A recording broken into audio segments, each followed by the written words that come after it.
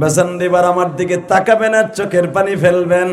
আমার নবী বলে, আবু বকর রে, ওমর রে, তোমরা যখন আমার মেরাজের কথা বিশ্বাস করেছো, আমি নবী আমার আবু বকরকে খালি হাতে ফিরাই দিতে পারি না গো। অন্তত আমার আবু বকরকে একটা না একটা হাদিয়া দিয়ে দেই। আমার আবু বকরে আমি আজ থেকে একটা হাদিয়া দিলাম, তার নাম হবে সিদ্দিক। সিদ্দিক নামে একটা হাদিয়া দিলাম।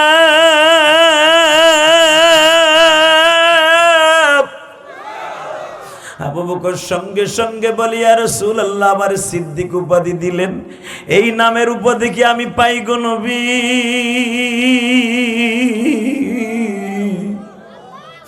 এই সিদ্দিক শব্দের উপাধি কি আমি সারা জীবন টিকায় রাখতে পারবো? আমার নবী বলে, আবু বকর রে, তুমি এক কথায় আমার মেরাজের আলোচনা মেনে নিলা, এক কথায় তুমি বিশ্বাস করে নিলা আবু বকর, এই সিদ্দিক শব্দ আমি দেই নাই, আমার মাওলাই দিছে। বেজান আমি আপনাদের কাছে একটা কথা এখন জিজ্ঞেস করব। আমার নবী যখন বললেন আবু বকর 50 ওয়াক্ত নামাজ দিছে, তুমি কি বিশ্বাস করো? আবু বকর এক বাক্যে বিশ্বাস করে বলি, ইয়া রাসূলুল্লাহ, 50 নয়, 500 নয়, 5 ওয়াক্ত নয়, নবী আপনি যা বলবেন তাই আমি বকর বিশ্বাস করি। আবু বকর, আমি এসে তোমার ফজরের নামাজটা পড়াইছি, জোহরের নামাজ, আসরের নামাজ, মাগরিবের নামাজ, ইশার নামাজ পড়াবো। বাজান রে, কথাটা যখন সারা মক্কার মধ্যে ছড়িয়ে পড়ল, আমি দেখব আমার নবীর জানের চাইতে কে ভালোবাসো।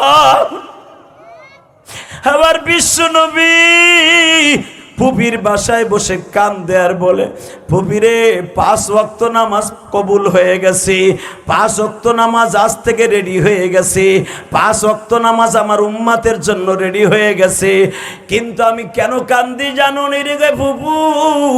আজকে যদি আমার খাদিজা বাইসা থাকতো, 5 ওয়াক্ত নামাজ পড়তে পারতো। আমি আমার মা বোনদের উদ্দেশ্যে বলবো, মা, আপনারা যারা মহিলা প্যান্ডেলে বসে আছেন গো মা, স্বামীর এইরকম ভালোবাসা আপনার জীবনে জুটবেনি জানি না গো মা। আবার নবী মেরাজ থেকে এসেও খাদিজার কথা ভুলে না। হুজুরের ফুফি উম্মে হানির বাসায় বসে বারবার বলে, ফুফি, আজকে যদি খাইলাদের মেয়ে আমার বড় বিবি খাদিজা বেঁচে থাকতো, আমার খাদিজা যদি 5 ওয়াক্ত নামাজ পাইতো, না জানি কত খুশি হয়ে যাইত। আমি আমার মা বোনদেরকে বলবো, মা, মহিলাদের 5টা ফরজ যদি ঠিক মতো বজায় রাখে, মহিলারা যদি 5টা ফরজকে ঠিক মতো আদায় করে, পুরুষের অন্তত 500 বছর আগে জান্নাতে চলিয়া যাবে। বলেন তো এটা কি মাস আরবিতে? শোনেন, এই মাসের একটা বরকতপূর্ণ মাস, এই মাসের আলোচনা শুনলেও আপনি জান্নাতি।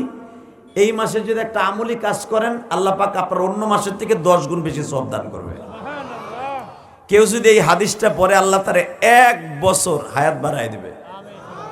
আমার সাথে পড়েন, অন্তত এই মাসের কিছু আলোচনা হোক ইনশাআল্লাহ।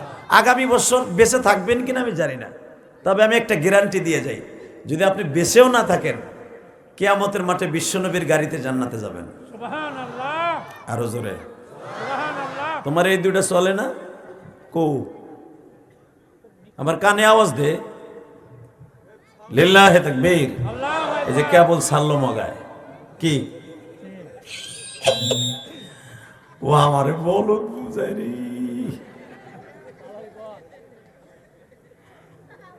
লিল্লাহি তাকবীর। এত সময় বন্ধ করে থুই দিছে চান্দু।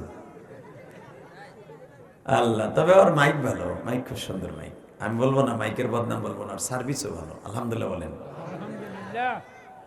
আল্লাহ, আমি শুধু আপনাদেরকে একটা কথা জিজ্ঞেস করব, এই জমিনে কি থাকতে পারবো? থাকার সিস্টেম আছে? 37তম যদি মাহফিল হয়, 37 বছর, 2 যুগের কাছে, 3 যুগ, প্রায় 3 যুগ পর্যন্ত এখানে ওয়াজ হচ্ছে। 3 বারো কত হয়? 36, আরো 1 বছর বাইরে গেছে, 37 বছর যদি হয়, 3 যুগের উপরে এই মাহফিলটা। আর মৌলানা মুফিদুল ইসলাম বললেন আরো আগের থেকে হয়, ওগুলো হিসাব সারা, ঠিক না বেঠিক? এর ভিতরে কত কমিটি রদবদল হয়েছে, কত মানুষ বিদায় নিয়ে চলে গেছে, কত বক্তা আসছে, আজকে তারা কবরে শুয়ে আছে। কে বা হবে সঙ্গে তোমার কবরে, কে বা হবে সঙ্গে তোমার মরণ। বাবা ইলিয়াসুর রহমান জিহাদি জীবনে বহুত মানুষের জানাজায় গেছি, বহুত মানুষকে জানাজা করছি, বহুত মানুষকে এই হাত দিয়ে কবরে শোয়াইছি। জানি না আমার লাশকে কবরে শোয়াবে।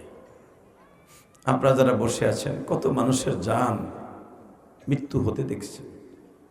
এই মাঠে কত মানুষের জানাজা হয়েছে, হয়েছে না বাবা? হয়েছে।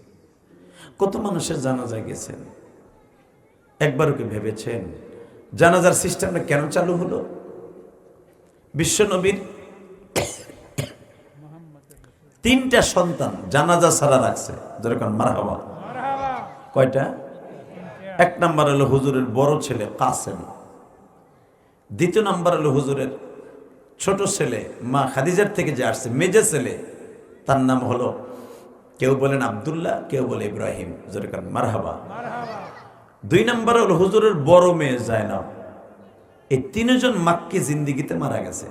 আর মাক্কি জিন্দিগিতে হুজুরের জানাজার সিস্টেম চালু হয় নাই, মাদানী জিন্দিগিতে জানাজার সিস্টেম চালু হয়েছে।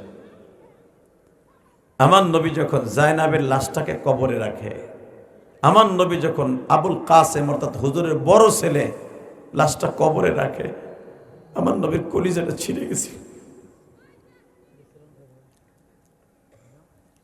আলেমুল আমার কাছে জিজ্ঞেস করবেন, গতকালকে যিনি ওয়াজ করেছিলেন অনেক বড় মাহেরা আলেম, যেরকম মারহাবা। এই মুসলমানের বলা, এই যে আপনাদের এলাকার আর একজন বক্তা মফিদুল ইসলাম সাহেব, আসলে আপনারা আমাদেরকে আনেন কেন জানেন? আমরা আসলে একটু লোক বেশি হয় তাই, তা না হলে এরা আমাদের চাইতে অনেক ভালো ওয়াজ করে। আল্লাহ,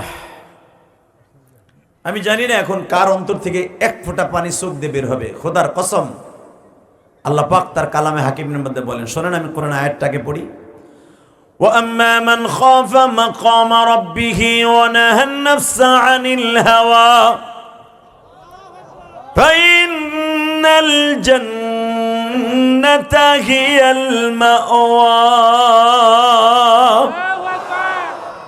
বান্দা, আমি রবের ভয় তুই গুনার কাজটা ছেড়ে দিবি, আমি তোর জান্নাতুল মাওয়া দলিল করে দিয়ে দুনিয়ার থেকে নিয়ে আসবো। আরো জোরে কর, আরো জোরে। লিল্লাহে তাকবীর, লিল্লাহে তাকবীর। দিন ইসলাম, দিন ইসলাম, আল কোরআনের আলো। লিল্লাহে তাকবীর, লিল্লাহে তাকবীর। আল কোরআনের আলো, আলেম ওলামা যেখানে, পীর মাশায়েখ যেখানে, লিল্লাহে তাকবীর।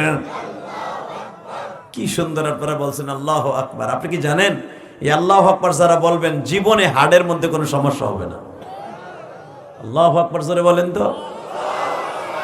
ওই যে বুড়া চাচা চিন্তা করতেছে তো সবাই আল্লাহু আকবার বলে হাড়ের রোগ ভালো করতো।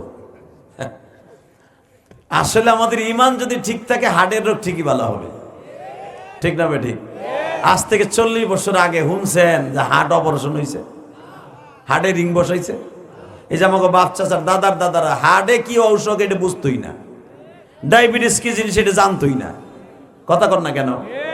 এখন ডায়াবেটিস, হার্টের রোগ, কত রোগের অভাব নাই, ঠিক না বে ঠিক? আল্লাহ, অসুখের শেষ নাই। এক ওই যে পিছনে থেকে বলেন অসুখের শেষ নাই, নতুন নতুন অসুখ। যে অসুখের কথা আমার বাপের জন্মেও শুনি নাই, ডাক্তারের কাছে গেলে নতুন একটা নাম দিয়ে দেয়। তার মানে হালাকি ওই রোগ যদি নাম কেউ শোনে এমনি হে দাবাই মরে যাওয়া উচিত। কথা কর না কেন?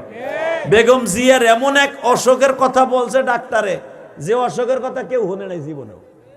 কথা কর না কেন? সেই অসুখ আল্লাহর বান্দি চলে গেলেন। এ দাও, সিদ্ধা আবার খাইছিলাম, আজকেও খাই তোর না, এটা এটা ছোট করতে গেছে বেটা।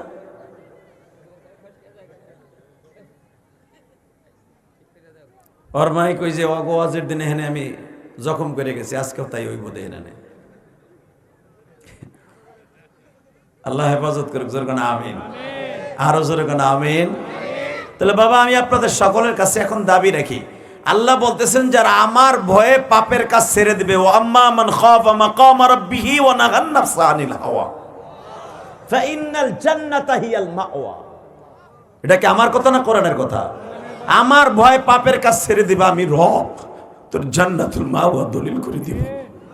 অন্য আয়াতে আল্লাহ বলতেছে ওলিমান খাফা মাকাম রাব্বিহি জান্নাতান। এই তোদের সবচেয়ে বড় বড় মানুষকে জান্নাত দিব একটা, তুই যদি আমার ভয়ে পাপের কাজ ছেড়ে দিয়া, গুনাহের কাজ ছেড়ে দিয়া নেকের গাছ লাগাইতে পারোস, তোর জান্নাত দিব দুইটা। সুবহানাল্লাহ। সুবহানাল্লাহ খেতার মধ্যে যে কইেন আরো জোরে, আরো জোরে। এইবার আসেন, আল্লাহ যদি বলে থাকে জান্নাত দেব দুইটা, আপনার প্রশ্ন আসতে পারে জান্নাতটা তাহলে কি অনেক বড় ছোট? আপনার আন্তাজি নেই জান্নাত কত বড়। বুখারীতে আসছে জান্নাত সম্পর্কে আমার বিশ্বনবী বলেন একটা জান্নাত এই 10টা পৃথিবীর সমান দৈর্ঘ্য প্রস্থওয়ালা। সুবহানাল্লাহ। বাজান রে, এর দুইটা জান্নাত হইলে আপনি 20টা দুনিয়ার সমান একটা জান্নাত পাবেন। আর আমি কই না, এটা ডাইরেক্ট কোরআনের কথা। ওলিমান খাফা মাকাম রাব্বিহি জান্নাতান ফাবিআইয়ি আলাই রাব্বিকুমা তুকাযযিবান। আল্লাহু আকবার, আল্লাহু আকবার। আপনি বিশ্বাস করেন বা না করেন, এই লেগে আল্লাহর সাথে আবার বলে দিছে ফাবিআইয়ি আলাই রাব্বিকুম মা তুকাযযিবান। তুই কি এটার অবিশ্বাস করবি বান্দা? আমি তোরে দুইটা জান্নাত দেব, তুই কি অবিশ্বাস করবি? হাই, এটা তোকে দেশের শেখ হাসিনা না, তোকে দেশের খালেদা জিয়া না, তোকে দেশের জামাতের নেতা না, তোকে দেশের আওয়ামী লীগ বিএনপি সরমনার পিসাব না। হাই, আমি রব, এমন একজন রব, তাবারাকাল্লাযী বিয়াদিহিল মুলক, সারা পৃথিবী আমার হাতের মুঠোর মধ্যে। ইন্নাল্লাহা লা তুখলিফুল মিআদ, আমি এমনই একজন রব, সারা দুনিয়া আমার হাতের মুঠোর মধ্যে। আল্লাহু আকবার জোরে বলেন তো। বাংলাদেশে এখন দেখবেন দুই শ্রেণীর মানুষে সারা পৃথিবী বাংলাদেশটাকে ইসলাম থেকে মানুষকে দূরে সরাই দিচ্ছে। এক নম্বরে হলে বাউল নামে ফাউল কিছু শয়তান, কথা আসতে গেলে লুলয় আমার বা বুড়াগুলা। হ্যাঁ, বাউল নামে ফাউল কতগুলা বেজরমা আছে যারা ইসলাম বোঝে না, কোরআন বোঝে না, হাদিস বোঝে না, ঠিক মতো 60টা কালেমা পড়তে পারে না। তার আজকে মানুষগুলারে পথভ্রষ্ট করে ফেলছে। ওলামা একরাম কথা বলেন, কথা ঠিক না বেঠে? তাদের মধ্যে একজন শয়তানের নাম বর্তমানে সোশ্যাল মিডিয়ায় ভেসে উঠছে, ওর নাম আবাল সরকার। কি নাম? স্টেজে বইছে ছোট মানুষ, কথা জোরে জোরে কইবা। লিল্লাহে তাকবীর। নাম কি? আবুল সরকার না আবাল সরকার? হে মুসলমানের পোলা, এই জানোয়ারটা কি বলছে শুনছেন? আপনারা সবাই জানেন, তারপর নতুন করে বলি। সে দাড়ি রাখে না, দাড়ির ওজন বলে সহ্য করতে পারবে না। এক একটা দাড়িতে বিশ্বনবী বলেছে 70টা করে ফেরেশতা থাকে। লিল্লাহে তাকবীর। আপনারা জানেন রাসূলের একজন সাহাবী ছিল আবি মাহজুরার মামার নাম ছিল আবি তাইমিয়া। জোরে কোন মারহাবা। মদিনার অধিবাসী, তার দাড়ি ছিল মাত্র 3টা। কয়টা? 3টা দাড়ি। আবি তাইমার 3টা দাড়ি, 3টা। বুখারীতে আছে 3টা দাড়ি মাত্র। কয়টা? অনেক মানুষ আছে না দাড়ি নাই, মোছও নাই, মাথা হেলিফুট শুধু নাই, এমন লোক আছে না নাই? আল্লাহ শুকর করেন যে আল্লাহ কত সুন্দর আমার বাজানদেরকে বানাইছে। আর এরা ইচ্ছা করে জোর করে আল্লাহ বানাইছে, সুন্দর করে দাড়ি দিছে, চুল দিছে, সব জায়গা চুল দিছে। মগা বেড়ায় প্রতিদিন শাসে। না ওই যে একজন সাপ্পা লাগে যেন হেবেড়া কালকে বিয়ে করবো। আবার বয়স হয়ে গেছে 42-45, বেড়ায় এখনো দাড়ি আছে। বাট পার কোথাকার। লিল্লাহে তাকবীর। রাসূল বলেন মান কাতা লিহিয়াতি কান্নামা উনুকিহি, যারা দাড়িতে খুল লাগায় সে আমি নবীর গলায় খুল লাগায়। নবীর গলায় খুল লাগায় তুমি মুসলমান দাবি করো? বেড়া আবার আমাকে হুজুরকে বকে, কয় হুজুরের মানুষের জাত না। মানুষের জাত নাকি? বান্দরের জাত নাকি? বান্দরের জাত তুই। কথা ঠিক না বেঠিক? গরু ছাগলের জাত তুই, কারণ তুই কোরআন হাদিস জানার পর, আমরা বলার পরও মানুষ না। আর কোন আলেম আজ পর্যন্ত হুজুর দাড়ি ছাড়ছে? হ্যাঁ, কোন আলেম আজ পর্যন্ত দাড়িতে বেলেট লাগাই নাই। তাহলে তোমার চাইতে এদিক দিয়ে তো ভালো। তুমি দাড়ি ছাড়ছা, খাও বিড়ি, গালের তাকে পাড়ার মুতের গন্ধ, বদমাইশ আবার আলেম ওলামারে গালি দেয়, আছে না নাই? এ জীবনে কোন আলেম মদ গালে দেয় নাই, একটা বিড়ি গালে দেয় নাই, জীবনে দাড়ি চাচা নাই, জীবনে পাঞ্জাবি ছাড়া কোনোদিন তোমাকে বেলকুচি বাজারে যায় নাই।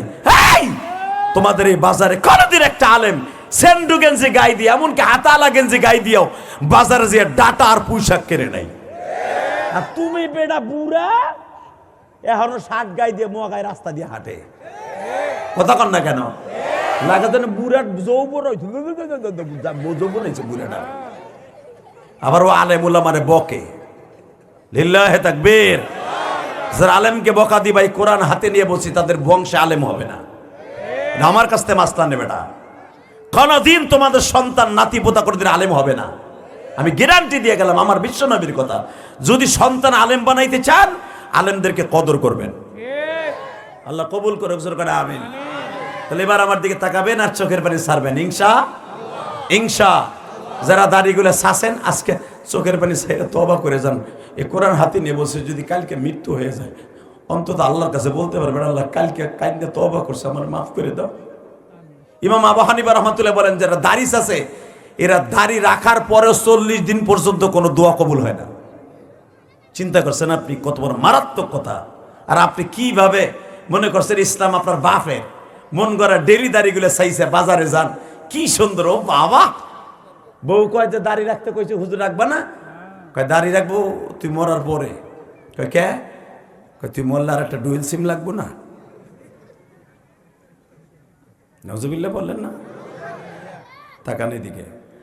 তো আমি ওই সাহাবীর যখন 3টা দাড়ি, আবি মাহজুরার আপন মামা রসুলের অত্যন্ত প্রিয় সাহাবী ছিলেন আবি মাহজুরা। যখন মারহাবা, আবি মাহজুরা নবীর কাছে নিয়ে আসছে, হুজুর আমার মামা আপনার কাছে কালেমা পড়ে মুসলমান হইব।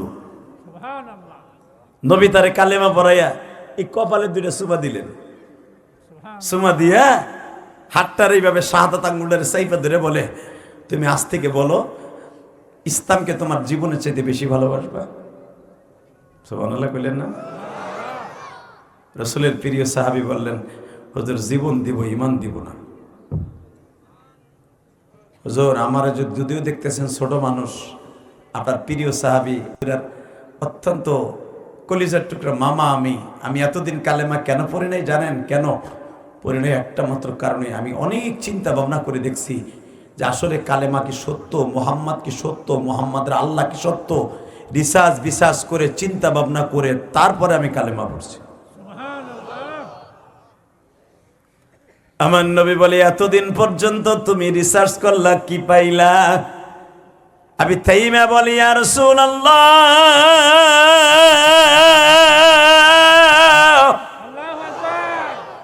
আমার জন্মের মধ্যে ভেজাল থাকতে পারে, কালেমার মধ্যে, কোরআনের মধ্যে, ইসলামের মধ্যে, আপনার মধ্যে কোনো ভেজাল নাই। নবী, আমি একটা জিনিস সবচেয়ে বেশি লক্ষ্য করছি, আমার যেই ভাগ্নাটা আপনার কাছে কালেমা পড়ছি, নবীজি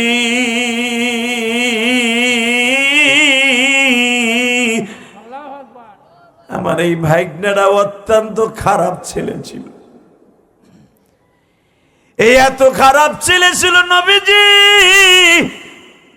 ও যখন দেখতেছি কালেমার ছায়া তলে আসার পরে নবী এত ভালো হয়ে গেছি, আমি ওর মতো এত হঠাৎ কোনো ভালো ছেলে হতে দেখি নাই। আমি সেদিন থেকে পর্যবেক্ষণ করেছি, মুহাম্মদ তলে সারা পৃথিবীর শ্রেষ্ঠ মহামানব। লাকাদ কানা লাকুম ফি রাসূলিল্লাহি উসওয়াতুন হাসানাতুন লিমান কানা ইয়ারজুল্লাহ ওয়াল ইয়াউমাল আখির। যারা কিয়ামতের দিনকে বিশ্বাস করে, আমি আল্লাহর ওয়াদা, তোমার গোটা জিন্দেগীর মডেল তোমার নবীর মডেলই যথেষ্ট। আরো জোরে বলতে হবে। তোমার উত্তম আদর্শ তোমার নবীর আদর্শই যথেষ্ট। পৃথিবীর কোন নেতার আদর্শ তোমার লাগবে না, তোমার নবীর আদর্শই শ্রেষ্ঠ আদর্শ। উসওয়াতুন হাসানা, পৃথিবীর শ্রেষ্ঠ নেতাদের মধ্যে সবচেয়ে দামি চরিত্র অধিকারী আমার নবী। কথা কন না কেন, জোরে কন।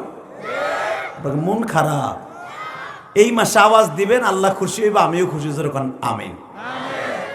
এবারে হলুদগঞ্জ ওনে এবারে হন এবারে টাইনে ধরতো কি দেও হিরো আলম দি গেল ইগা কি আর বল, তোর বল নাই ধরে রাখতে পারলি না রে, তুই এক নাম্বার। যা, আমিও বুঝছি ফেসবুক চালাই, তোর কিছু নাই। লিল্লাহে তাকবীর। এই দেখেন আমার বাজানরা কে ওঠে না, হিরো আলম দৌড় মারছে। কারণ ফেসবুক চালাইয়া খেতার মধ্যে কুতকুত খেলাইয়া আছে কিছু, তাই ভাবতেছেন আপনি ওরা আছে কিছু। আল্লাহ কবুল করুক, জোরে করে আমিন। আল্লাহ আমার বাজানদেরকে ইমানের সাথে বিদায় করে, জোরে করে আমিন। তাকানের দিকে তো রসুলের এই সাহাবী বলে, হুজুর আমার চেহারা বেশি সুন্দর না, দেখেন আমার দাড়ি নাই, আমার বাইকটার যে দাড়ি যেই পরিমাণ, আমার সেই দাড়ি নাই। নবী বলেন, আপনার 3টা দাড়ি দেখে আমার খুব মজা লাগতেছে। হ্যাঁ সুবহানাল্লাহ, বোর খেতার নিচে যে আমি আবার বলছি, এই হাদিসটা 22 জন রাবি থেকে বর্ণিত। জোরগান মারহাবা। আবাল সরকারের বাচ্চা, তুই জানোস না আমার নবীর একটা দাড়ি কত দাম? তুই জানোস? তুই দাড়ি রাখোসটা এটা তোর ব্যক্তিগত ব্যাপার, কিন্তু দাড়ি নিয়ে ইনকার করবি, তোর মতো আবাল সরকারের পুঁতে ফেলাবে সিরাজগঞ্জের পোলাপান। রাজি আছো না নাই? কে কে রাজি আছো? আল্লাহকে দুই হাত তুলে দেখায় দাও।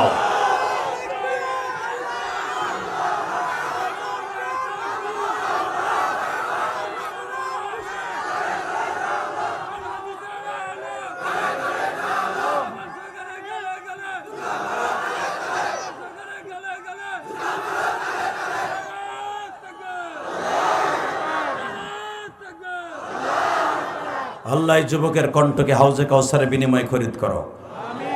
এই যে যারা দাঁড়ায় আছেন বসে পড়েন, আল্লাহর ওলিরা বসে পড়েন, খুব দ্রুত আলেম ওলামা বসে পড়েন, আলেম ওলামা স্টেজে আসেন।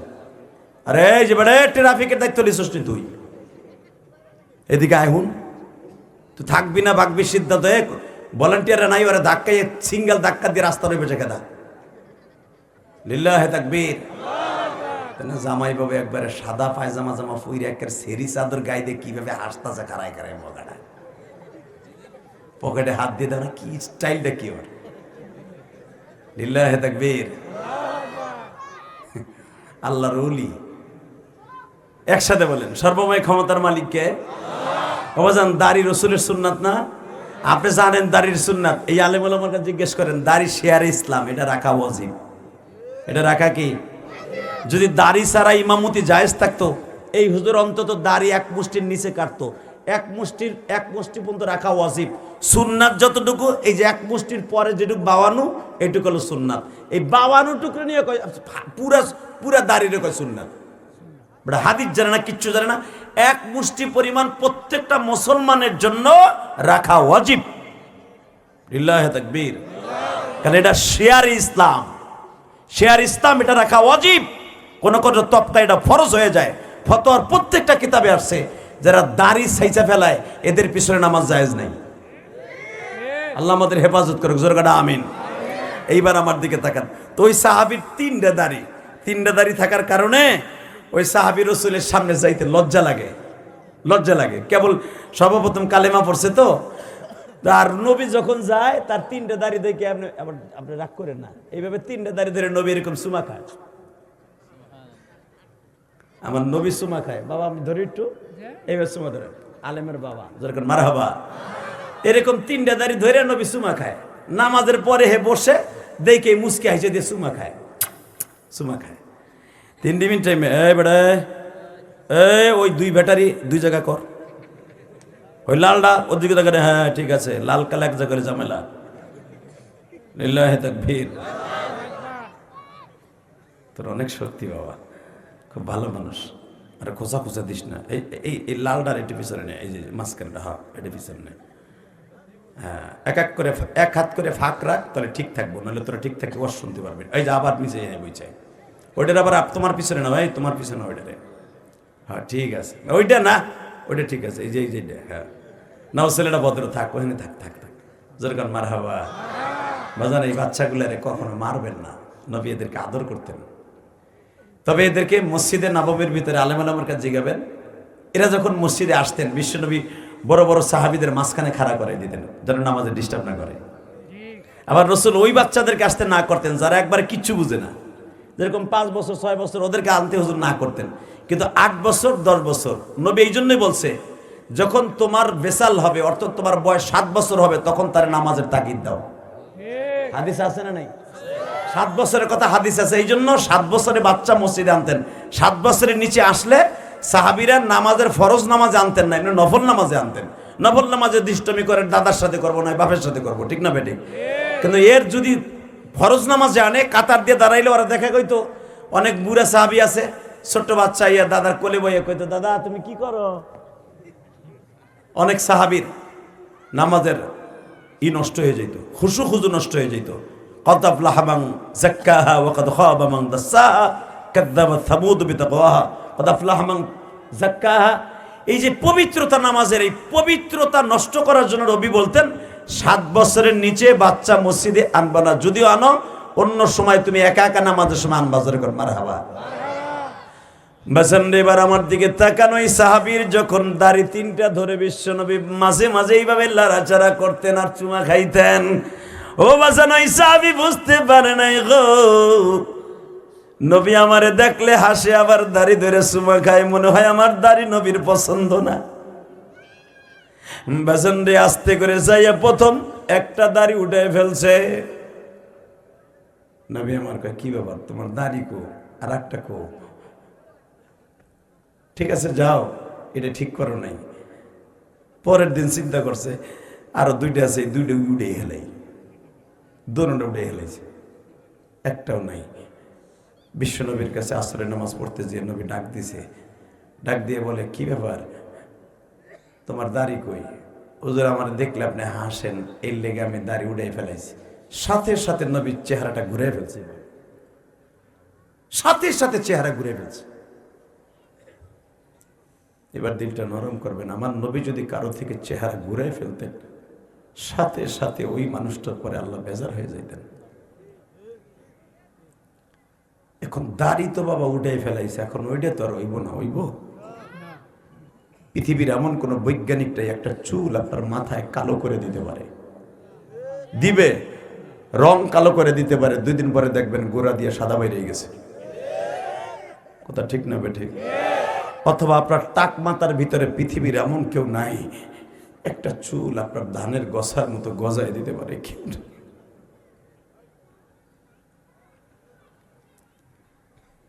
বাজানের দাড়ি 3টা তো উঠাই ফেলেছে, বিশ্বনবীর কলিজায় ধাউ ধাউ করে আগুন দিয়ে ফেলেছে। আমার বিশ্বনবী যখনই সাহাবীর সামনে যায় চেহারাটার একদিক ঘুরে ফেলায়। এইভাবে যখন কয়েকদিন করছে, সাহাবীর সামনে যায় নবীর সামনে বলে আমার মা বাবা কোরবান হোক নবী, আমি হয়তো নাজির নবী ভুল করে ফেলেছি।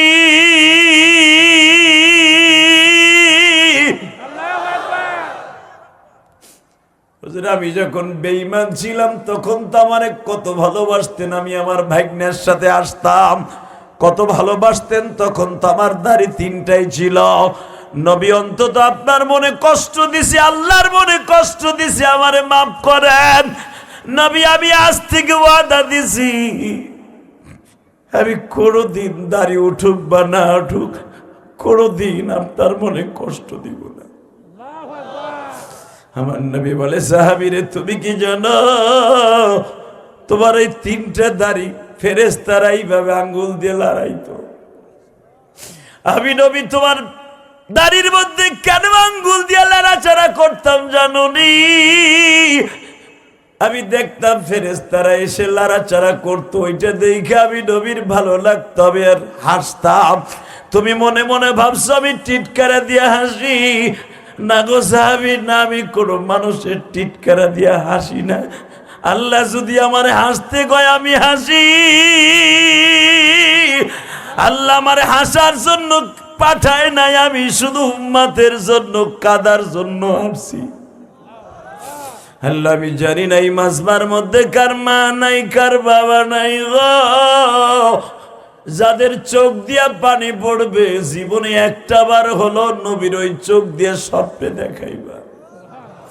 এই সাহাবী বাজান রে কোনদিন আর দাড়িতে খুর লাগায় নাই, হাতও লাগায় নাই, নবীর কাছে দোয়া করছে, নবী আমার 3টা দাড়ি উঠে গেছে, এই জন্য আপনি কষ্ট পাইছেন, নবী আপনি দোয়া করেন আমার মুখ বড় যেন আল্লাহ দাড়ি দিয়ে দেয়।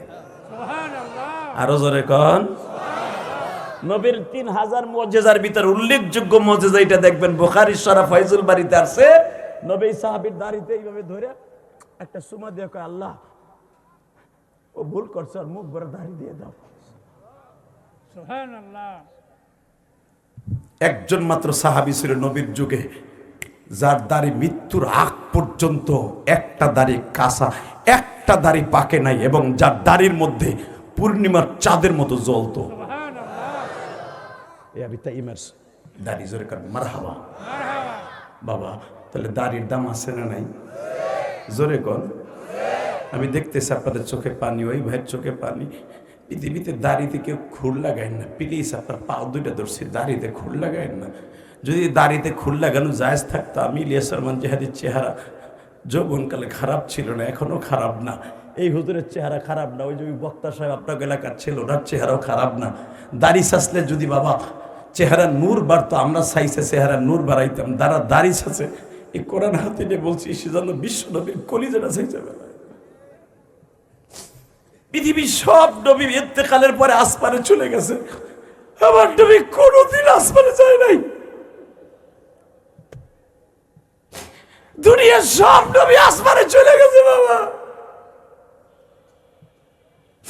এমনকি ঈসা পয়গম্বর আসমানে গেছে আর নামে নাই। কিয়ামতের 40 বছর আগে আবার দুনিয়া আসবে, তো নবী হয়ে আসবে না, আবার নবীর উম্মত হয়ে আসবে। জোরে জোরে জোরে জোরে জোরে।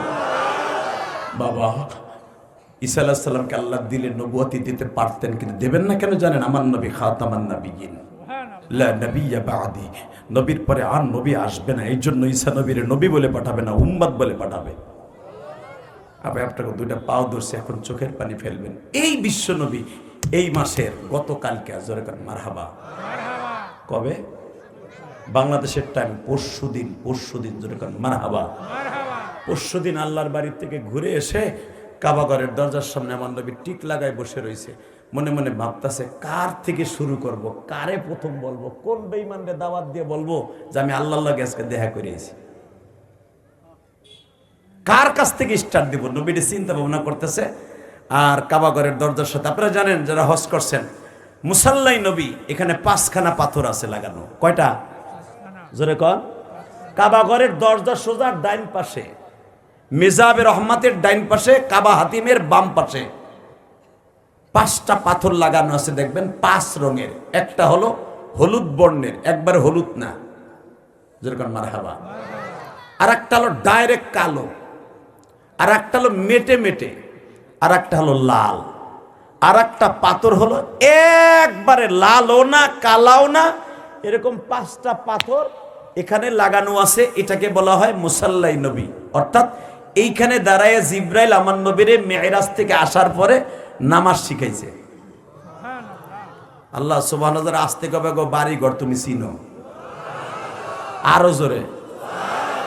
নবীরে নামাজ শিখাইতেছে জিব্রাইল, যেরকম মারহাবা। নবী তো আগে নামাজ পড়তেন, ঈসা নবীর ধর্মের উপরে যেই নামাজ ছিল 3 ওয়াক্ত, ওইটা নবী পড়তেন, কিন্তু ফরজ ছিল না। কিন্তু নবীর পরে ফরজ ছিল তাহাজ্জুদের নামাজ। ওমিনাল লাইলি ফাতাহাজ্জাদ বিহি নাফিলাতাল লাক আসা আইয়াবআসাকা রাব্বুকা মাকামান মাহমুদা। প্রত্যেকটা নবীর পরে তাহাজ্জুদের নামাজ ফরজ ছিল, সেই হিসেবে আমার নবী ওই তাহাজ্জুদের নামাজ পড়তেন, এবং মা খাদিজাও নবীর সাথে নামাজ পড়তেন। অনেকে না জানে শোনা কয় মা খাদিজা নামাজ পড়ে না, থাবরে গালে চল ভাড়া এলাবো বেটা। মা খাদিজা নামাজ পড়ে নাই বেটা। আমার নবীর পরে তাহাজ্জুদের নামাজ ফরজ ছিল, নামাজ ফরজ হওয়ার আগে, মেরাজে যাওয়ার আগে। মা খাদিজা ঈসা নবীর পরে 3 ওয়াক্ত নামাজ ফরজ ছিল। দুনিয়া সব নবীর উপরে 3 ওয়াক্ত নামাজ ফরজ ছিল, জোহর, আসর, মাগরিব। এই 3 ওয়াক্ত নামাজ আমার নবীও পড়তেন, মা খাদিজাও পড়তেন। জোরে আরো জোরে। হাদিস জান্না, কোরআন জান্না, কেন মা খাদিজা নামাজ পড়ে। বেটা, আমার আল্লাহ তো নামাজ বেহেশতের চাবি। এটা শুধু নবীর জন্য না তো, আদম নবী থেকে নিয়ে আমার নবী পর্যন্ত সবার কাছে ছিল নামাজ বেহেশতের চাবি। তা নামাজ বেহেশতের চাবি হলো হুজুরের, আল্লাহর নবীর বিবি নামাজ পড়বে না। আল্লাহ কবুল করুক, জোরে কেন আমিন। তাকে হ্যাঁ, তবে 5 ওয়াক্ত মা খাদিজা পড়তেন না, এটা ঠিক আছে। কারণ 5 ওয়াক্ত তখন ফরজ হয় নাই। নামাজ তো 5 ওয়াক্তের নামাজ 50 ওয়াক্ত। কয় ওয়াক্ত? কয় ওয়াক্ত? লিল্লাহি তাকবীর। তাকান এদিকে, কাবা ঘরের সাথে টেক লাগাইয়া আমার বিশ্বনবী বইয়া রয়েছে। হঠাৎ করে দেখেন, যেখানে বাঘের ভয় সেখানে কি, তোমাকে দেশ কি কয়? ভাত তো খাওয়াইলা ভালো করে, একটু কও। রাত্রি হয়। জোরে কর মারহাবা। কারণ এক এক দেশের বুলি, এক এক দেশের গালি। আপনাদের গোপালগঞ্জের ভাষা সিরাজগঞ্জের লগে মিলবে না, কেরানীগঞ্জের ভাষা এখানে সিরাজগঞ্জের লগে মিলবে না। কথা বলেন না কেন? এটা আল্লাহ পাকের একটা নিজাম। জোরে কর মারহাবা। আপনারা সিরাজগঞ্জের দুইজনে কথা বললে আমি চাই এতে মাঝে মাঝে কি সুন্দর করে কথা কয় রে। আবার যখন চিটাগাং যাই, হেরা চায় না কয় না, ইংলিশ কয়। কিছুই বুঝে। কেন আছো? গম আছো নি? কেন আছো? গম আছো নি? কেন আছো মানে কেমন আছো? গম আছো নি? ভালো আছো নি? লিল্লাহি তাকবীর। এই দুইটাই শিখছি আমি চট্টগ্রাম মাহফিলে যাই যায়। আর পারি না, সব ওরা পারে। আর অগ ভাষার এমন ভাষা, ও সহজে শেখাও যায় না। ডাইরেক্ট মনে করবেন মায়ানমারের ভাষা অথবা চায়না ভাষা, চিটাগাং। আল্লাহ, এ মহিলা প্যান্ডেলে সেরা গাও আজকে। এ ওরে ঘুষে দাঁতি লাগা হেলা তো লেডিস কি ভিতরে রোগ আছে কে? আল্লাহ হেফাজত করে। জোরে কানা আমিন। আরো জোরে কানা আমিন। কথা বলা যাবে না, বেশি রাত করব না। আল্লাহ কবুল করুক। জোরে কানা আমিন। তো যেখানে বাঘের ভয় সেখানে, জোরে কন, আরো জোরে। জোর হলো না। কারণ কি জানেন? এদিকে তাকান। আমার নবী আগে মা খাদিজা বেঁচে থাকা অবস্থায় রাতের বেলা দিনের দাওয়াত দিতে নিষেধ ছিল। রাত্রে নবী দিনের দাওয়াত দেয় নাই। দাওয়াতে তো আপনি গ্যাস করেন, আল্লাহ নিষেধ করছেন। কারণ মাক্কি জিন্দিগিতে রাতের বেলা দাওয়াত দিলে বেঈমানগুলোর নবীকে মারার আশঙ্কা ছিল। এই জন্য নবীকে বলতেন আপনি সন্ধ্যার পর ইশারে পর আর দাওয়াত দিবেন না। আপনি আপনার রবের ফাসাব্বিহ বিহামদি রাব্বিক ওয়াস্তাগফির, আপনার রবের তাসবিহ পড়তেন ঘরের মধ্যে বইয়া, কাবা ঘরের সামনে বইয়া। দিবালোকে দাওয়াতের দরকার নাই, দাওয়াত দিবেন দিনে। যেরকম মারহাবা। তো মা খাদিজা যখন বাইচা ছিলেন তখন দিনের বেলা দাওয়াত দিতেন। আজকে আর নবীর ভাল লাগতেছে না। আজকে গেলাম, আমার বাড়ির থেকে গেলাম উম্মে হানির বাড়ি, উম্মে হানির বাড়িতে গেলাম কাবা হাতিমে, কাবা হাতিমের থেকে গেলাম ডাইরেক্ট বাইতুল মুকাদ্দাস। বাইতুল মুকাদ্দাস যাওয়ার আগে অন্তত 29 জন নবীর শ্বশুর বাড়ি, 29 জন নবীর বাসস্থান, 29 জন নবীর সব জায়গা ঘুরে ঘুরে আমারে দেখাইয়া ডাইরেক্ট বোরাকে উঠাইয়া আমার বাবা আদমের থেকে নিয়ে একবারে বাবা ইব্রাহিম পর্যন্ত দেখাইয়া ডাইরেক্ট আল্লাহর বাড়িতে নিয়ে আমার সামনাসামনি বসাইয়া 50 ওয়াক্ত নামাজ দিল। কি হইল আমি কিছুই বুঝলাম না। নবীটা ভাবতাছে আর চিন্তা করতেছে কার কাছে কমু, কার কাছে কমু। এখনো তো কেউ আসে নাই, বেলা বাইজে গেল 8টা 9টা। হঠাৎ নবী ভাবতাছে ইন দি মিন টাইমে সবচেয়ে বড় শয়তান যেটা আবু জাহেল। ঠিক জোরে ক, তো দুলাভাই লাগে একটা জাকি দে, একটা জাকি দে। যদি এই বেঈমান আপনাকে ওই গ্রামে আসতো কোনোদিন আর আমার নবীর একটা গালি দিত, আমার মনে হয় আমার এই ভাইজা নোয়ারে ধান কাটা, পাট কাটা, কাশি দিয়া কোবাই ওরে ফানা ফিল্লা বানায় হেলাইতে হবে। বর্তমান যুগে সবচাইতে বড় আবু জেহেলের উত্তরসূরি হলো ইসলাম বিরোধী, কোরআন বিরোধী, আল্লাহ বিরোধী। দেখবেন অধিকাংশ নাস্তিক যারা আলেমুল আমারে গালি দেয় এরাই হলো আবু জেহেলের উত্তরসূরি। কোরআনের ফাঁকে আল্লামা সাইদিকে যারা জেলখানায় ফেলায় ফেলায় এইভাবে মারছে ইঞ্জেকশন দিয়া, তোমরা ভাবো এরা আবু জেহেলের উত্তরসূরি না? আল উলামা ওয়ারাসাতুল আম্বিয়া। আজ থেকে শপথ করতে হবে, ইলেকশনের আর বেশি দিন নাই। কে কারে ভোট দেবে ওটা আমি দাওয়াত দেওয়ার জন্য আসি নাই। সাতার ইলেকশন আমি করি না, সাতারের রাজনীতি করি না, বুঝি না, শুধু একটা ইলেকশন বুঝি। কোরআনের রাজনীতি করতে যে যদি জীবন দিতে হয়, বিশ্বনবীর পক্ষে জীবন দিতে হয়, জীবন দেব, জান দেব, মাল দেব, নবীর ইজ্জতকে জমিনে টিকায় রাখবো। একজন আলেমের গায়ে যদি কেউ হাত দেয় ওর হাতকে ভেঙে দিব। রাজি আছি না নাই? কে কে রাজি আছো? আল্লাহকে দু হাত তুলে দেখায় দাও। তাকবীর! নারে তাকবীর!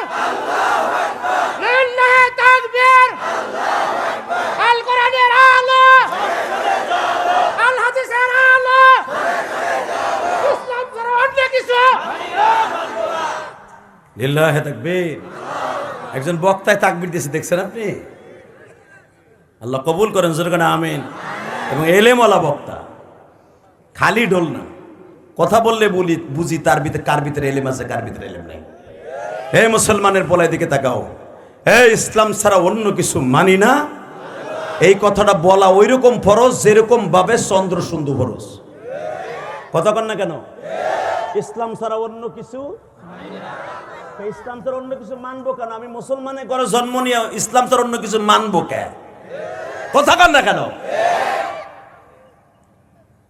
টাকা ওই দিকে কষ্ট হইতেছে, অজ্ঞামী তারপর হজ করুন, মেলা সময় হজ করুন। আজকে সিরাজগঞ্জের পাশে মেলা সময় হজ করুন, 15 মিনিট। লিল্লাহি তাকবীর। তবে ওয়াজ আমি করবো, আপনারা যতটুকু আল্লাহ তৌফিক দেয়, আপনারা যতটুকু চান। আমার বাপেরও ক্ষমতা নাই, আমি একটা কথা বলবো, আমার ক্ষমতা নেই। আছে হুজুর? অনেকে বক্তারের টাইম টেবিল মেনে, হুজুর ওয়াজ করতে করতে মরে যাবেন গা, তবু কিন্তু ওয়াজ করবেন। খবরদার, এই কথা বলে আল্লাহ বেজার হয়। যেরকম মারহাবা হুজুর, আল্লাহ যতটুকু কবুল করে, যতটুকু আমরা পারি ততটুকু, তাই না? এমন সময় লস করা যাবে না যন্ত্র এই বাবাজি ফজরের নামাজটা মিস করে। পুরা ওয়াজ কমিটি 37 বছরের ওয়াজ সব গুল্লায়। কথা কন না কেন? তারপর ওই যে কালি সারি ফজর নামাজ পড়বেন না নিয়ত করে বইছিলেন, আমি জানি। ঠিক এবার গুটে দাঁতে দিতে লাগা হেলা তো বেটা কয় না, ঠিক। লিল্লাহি তাকবীর। যেখানে বাঘের বয় সেখানে জোরে কন রাত পোহায় না, রাত হয়। পোহাইলে তো ভয় জায়গা মেয়া, রাত হয়, ঠিক না বেঠিক? আমার নবী সকালে ভাবতেছে কার কাছে তা শুরু করি, যে আমি আল্লাহর বাড়িতে গেছিলাম, কার কার তা শুরু করি, কার কাছে তা শুরু করি। হঠাৎ করে বেঈমান ঘুরতে ঘুরতে আইছে, তার পোলা ইকরামা, তার ভাইগনা উতবা, উতাইবারের সাথে নিয়ে কাঁধে ভর দিয়ে। ওই দিনকে আবার আবু জেহেলের পায়ের মধ্যে অসুস্থ ছিল। আবু জেহেল আইসে আমার নবীর ঘাড়ে হাত দিয়ে কয়, ভাতিজা নতুন কোন গাঁজাখুরি কথা আসেনি? আরে আরে আরে মা ইয়ান্তিকু আনিল হাওয়া ইন হুয়া ইল্লা ওয়াহয়ুন ইউহা আল্লামাহু শাদীদুল কুওয়া। লিল্লাহি তাকবীর। কোনদিন আবার নবী একটা কথা বানায় বলে নাই, আল্লাহর পক্ষ থেকে আসা ছাড়া বলে নাই। নবীর কাছে ওহী না আসলে নবী চুপ করে থাকতেন, কোনো কথা বলতেন না। কাফেররা হাজারো জিজ্ঞেস করলো, বলতেন না। আল্লাহ বলতেন, তারপরে বলতেন। বেসেন্ডে যখন এসে বলতেছে উতবা সাহেবা সহ আবু জেহেলের ছেলে, তখনও ইকরামা ইসলাম কবুল করে নাই।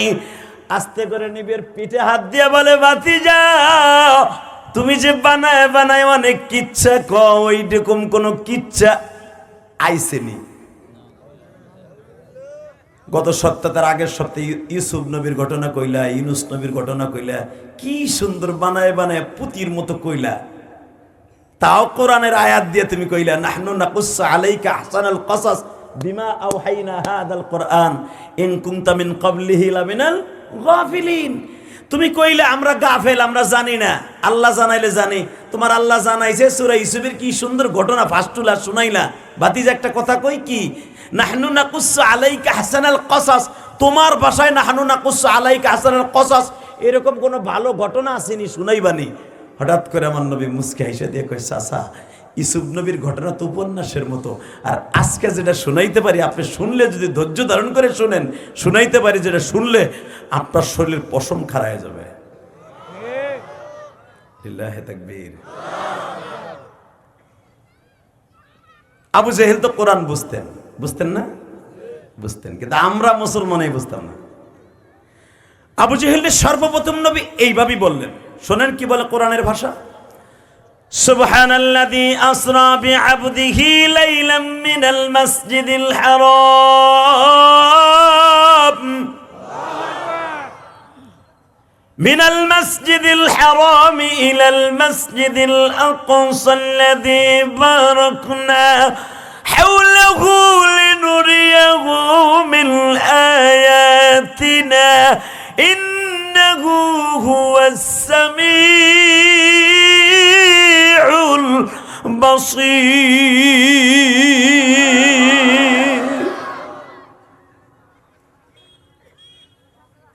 চাচা, সুবহানাল্লাযী আসরা বিআবদিহি লাইলাম মিনাল মাসজিদিল হারাম ইলাল মাসজিদিল আকসা। আবু জেহেল কয় হ শুনতাছি, থামিস না, কইতে থাক। নাউজুবিল্লাহ বলেন না। বাজান আমার নবীরে এত পরিমাণ কষ্ট দিছে বেঈমান, সারা দুনিয়ার নবীর কষ্ট যদি এক পালায় দেয়া হয়, আমার নবীরে মেরাজের থেকে আসার পরে যে কষ্টটা দিছে পৃথিবীর কোনো মানুষকে এইভাবে কষ্ট দেয়। সব নবীর কষ্ট এক পালায় দিল, নবীর শূন্যস্থান পুরো হবে না।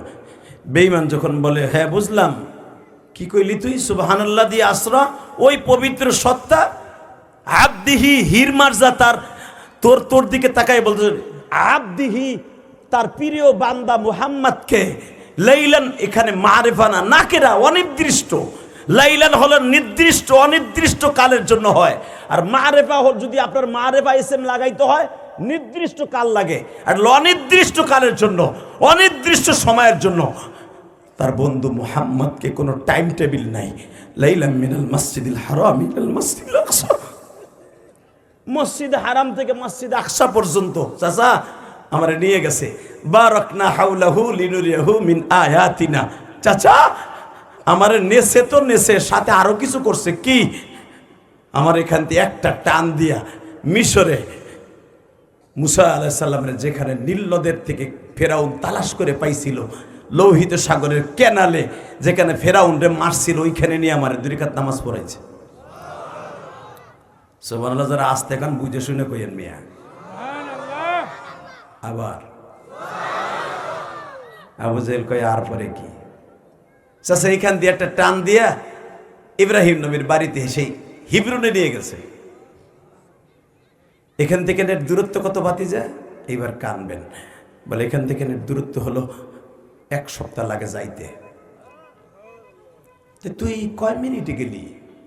চাচা আন্নাল কুওয়াতা লিল্লাহি জামিআ, আসলে সফরটা তো আমি করি নাই, সফরের বাহনটা যোগাই দিয়েছে আমার আল্লাহ।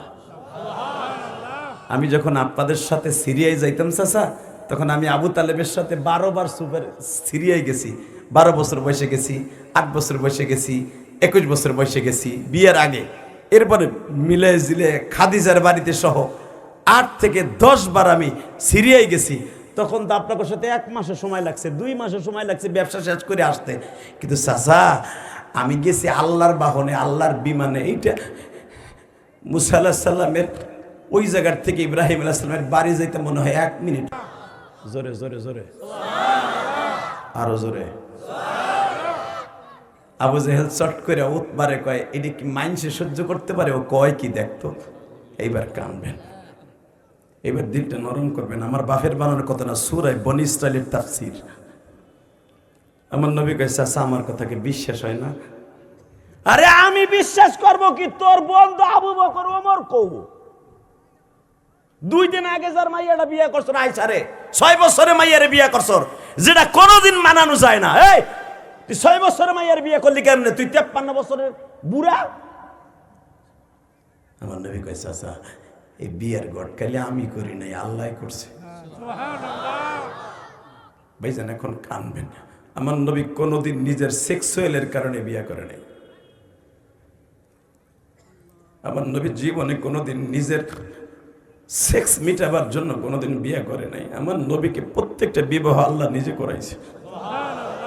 6 বছরের মাইয়া 53 বছর একজন মানুষের সাথে পৃথিবীর কেউ বিয়ে দেয় এবং বিয়ে কেউ করে। আল্লাহ নিজে বলছে নবী আবার অর্ডার আয়েশারে বিয়ে করে নেবেন। লিল্লাহি তাকবীর। বেসন এবার আমার দিকে তাকাবেন আর চোখের পানি ছাড়বেন। আবু জেহেল বলতেছে কয়েকদিন আগে তুই বিবাহ করলি আবু বকরের মেয়েটারে, এতদিন ছিল তোর বাল্য বন্ধু, দেখতাম 2 জন গলায় গলায় চলাফেরা করতি। তোরে কিছু বললে আবু বকর লাভ দিয়ে আগে বলতো আমারকে মারার পরে আমার বন্ধুরে মাইরা, আমারে না মাইরা আমার বন্ধুরে মাইরো না। আমার বন্ধু জীবনে কোনোদিন কাউরে বাপ বলে ডাকে নাই, জীবনে কাউরে প্রাণ খুলে তৃপ্তি মিটাইয়া মা বলে ডাকে নাই। আর তোমরা আবু তালেব বাইসা থাক অবস্থায় কোনোদিন আমার নবীর গায়ে আঘাত করো নাই। নবীর বিবি বাইসা থাক অবস্থায় কোনোদিন তারে একটা গালি দাও নাই। আজকে কেন তোমরা তারে মারো, প্রবঞ্চনার পাত্র বানাও? আসলে তোমরা জানো না, ওয়া ইন্নাকা লাআলা খুলুকিন আযীম। যার চরিত্রের সাথে পৃথিবীর কারো চরিত্রে মিলবে না। তোমরা যারে পাগল কাউ সে কোনোদিন পাগল না রে। পাগল কোনোদিন এইভাবে আল্লাহর পক্ষ থেকে কথা শুনাইতে পারে না। পাগলের কোরআন শোনার জন্য তুমি আবু জেহেল রাস্তার পর রাত দাঁড়ায় থাকো। পাগলের কোরআন না শুনলে তোমার ঘুম আসে না। পাগলের, তোমরা যারে পাগল বলো, পৃথিবীর কোন পাগলের কথা শুনছো? আবু জেহেল তুমি কও মুহাম্মাদের কোরআন না শুনলে তোমার ঘুম আসে না, তাহলে বোঝা গেল তোমার ঘুমের ঔষধ হলো মুহাম্মাদের কোরআন তেলাওয়াত। মুহাম্মাদের কোরআন তেলাওয়াত তোমার ঘুমের ঔষধ। এই লোকটা পাগল হয় কেমনে? তোমার ওই আবু বকরে ডাক দে। লিল্লাহি তাকবীর। উলামা একরাম, আমি জানি আপনারা তাফসিরে পড়েছেন, আল বিদায়া ওয়ান নিহায়া পড়েছেন, তাফসিরে বাইজাবি পড়েছেন, তাফসিরে মারুফুল কোরআন পড়েছেন, তাফসিরে বায়ানুল কোরআন পড়েছেন। এক জায়গায় করে মিরাজের আলোচনা করে দেখেন, কত মজার কথা। বেঈমান আবু জেহেল যখন বলে তোর দোস্ত আবু জেহেলরে ডাক দে, এখন তো তোর শ্বশুর হইছে, ডাক দে। ইন দি মিন টাইমে কে জানো আবু বকর তখন সবে মাত্র নাস্তা করতে বসছে, আর নবীর লেগে নিজে নাস্তা করে নবীর লেগে লই আইব। কারণ আবু বকর কোনোদিনও আমার নবীর নাস্তা না করে নাস্তা খায় নাই। লিল্লাহি তাকবীর। হ্যাঁ, যখন বলছে তোর বন্ধু আবু বকর কই, ডাক দে। আবু বকর যখন আসতেছে, কি কোনো কথা? যখন বলছে তোর বন্ধু আবু বকরে ডাক দে, বেয়াদব যখন বলছে তোর বন্ধু আবু বকরে ডাক দে, ডাক দিতে দেরি আছে। আবু বকর নাস্তা করে দেরি করে নাই, এসে দেখে আমার নবীর চারিদিকে ঘিরে ধরছে। ঘিরে ধরার পর আবার জিজ্ঞেস করে, আবু বকর, আবু বকর, তুমি একটা কথার উত্তর দাও। তুমি যারে এত ভালোবাসো, তুমি যারে এত বিশ্বাস করো, যার কাছে মাইয়েটাও বিয়ে দিলা, তার কাছে একটা কথা বলো তো, সে যে কথাগুলা বলে এগুলো বিশ্বাস করা উপযুক্ত কিনা? আবু বকর বলে, কি বলেছে আগে আমার নবী আগে শুনে যাই। এত আসতে বললেন সুবহানাল্লাহ। আগে কি বলেছে আগে শুনি না, তারপরে দেখি আমার বন্ধু এমন কি বলল। এখন তো তোমার জামাই হয়ে গেছে। কেউ কেউ বলেন যখন আয়েশাকে বিবাহ দিয়ে ফেলেছে, কেউ বলেন মিরাজের থেকে আসার পরে বিবাহ হয়েছে, বা ইখতিলাফ। ইন দি মিন টাইমে আবু বকরকে বলতেছে তোমার বাল্য বন্ধুই ধরলাম, তোমার বাল্য বন্ধু কয় কি দেখো তো। সে বলে এক রাতের ভিতরে এখান থেকে বাইতুল মুকাদ্দাস গেছে, বাইতুল মুকাদ্দাস যাইতে লাগে 6 মাস, আইতে লাগে 6 মাস, 1 বছর লাগে যাইতে আর আইতে। সে বলতেছে সুবহানাল্লাযী আসরা বিআবদিহি লাইলাম মিনাল মাসজিদিল হারাম ইলাল মাসজিদিল আকসা। এক রাতের ভিতরে মসজিদে বাইতুল্লাহ থেকে মসজিদ আকসায় গেছে। এরপরে আবার বলতেছে বারাকনা হাওলাহু লিনুরিয়াহু মিন আয়াতিনা ইন্নাহু হুয়াস সামিউল বাসীর। আল্লাহ বলে দেখছে আর শুনছে, সব বলে তদারকি আল্লাহ করছে। এরপরে বলে রহমত বরকত তার আশেপাশে ছিল। ইন দি মিন টাইমে বোরাকে উঠে আসমানে উঠছে। এরপরে আবার গেছে রফরাফি উঠে আল্লাহর বাড়িতে। এরপরে বল তোমাকে লেগে আবার 50 সপ্তাহ হাদিয়া লইছে। এটাকে বিশ্বাস করা যায়? আবু বকর একটা লাভ দিয়ে দাঁড়ায় বলে, এর চাইতে কঠিন কথা হইল আমি বিশ্বাস করি। আরো জোরে বাজানরে যখন বলছে এর চাইতে কঠিন কথা হইলো বিশ্বাস করি। আমার সিরাজগঞ্জের বেলকুচির বাইরা, এনায়েতপুরের বাইরা, যখনই বলছে এর চাইতে কঠিন কথা হলো, আমি আবু বকর জিজ্ঞেস করি, আবু জেহেল তুমি বলো জীবনে কোনোদিন আমার নবীর একটা মিথ্যা কথা বলতে শুনছনি? আবু জেহেল, আমার জানা মতে, আমার জানা আছে তুমি তোমার ব্যাংক অর্থাৎ টাকা পয়সা ব্যাংকের মতো জমা রাখতা আল আমিন মুহাম্মাদের কাছে। আমাদের জানা মতে এই মক্কার ভিতরে বাক্কা শহরে যখন নবী না, তখনও আমি জানতাম মক্কার সবচেয়ে বড় বড় শিল্পপতি কোটিপতিরা আবার বিশ্ব নবীর কাছে ব্যাংক হিসাবে টাকার ব্যাগটা রাইখে যাইতো। 1 বছর 6 মাস, দেখা গেছে 3 মাস 1 মাস পরে ব্যবসা থেকে ফিরে এসে আবার যেমনে টাকাটা চাইতো সেইভাবে টাকাটা তুলে দিত। জীবনের টাকাটা গুনেও নেয় নাই, জীবনে কোনোদিন টাকাটা খুলেও দেখে নাই এখানে কত টাকা আছে, কত টাকার মালিক এখানে।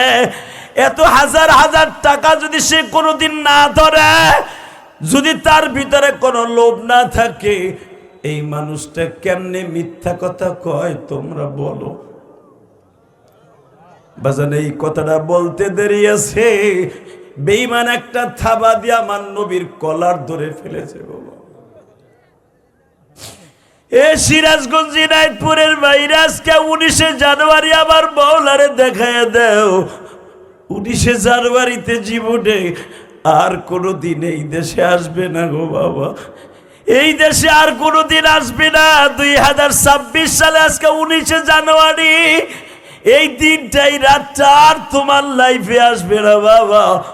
19শে জানুয়ারি ঠিকই আসবে, কিন্তু 2026 সাল আর আসবে না, এই রাত্র আর আসবে না বাবা। হয়তো আগামী বছর 2027 সালে 26শে জানুয়ারি আর 19শে জানুয়ারি আসবে, কিন্তু বাবা এই সময় হয়তো দেখা গেছে শীত কম থাকবে বা বেশি থাকবে। কিন্তু আমার মালিক বলে তোমার জীবনে একটা সেকেন্ড যেটা চলিয়া যায়, ওই জিন্দিগিটা আর কোনোদিন আসে না।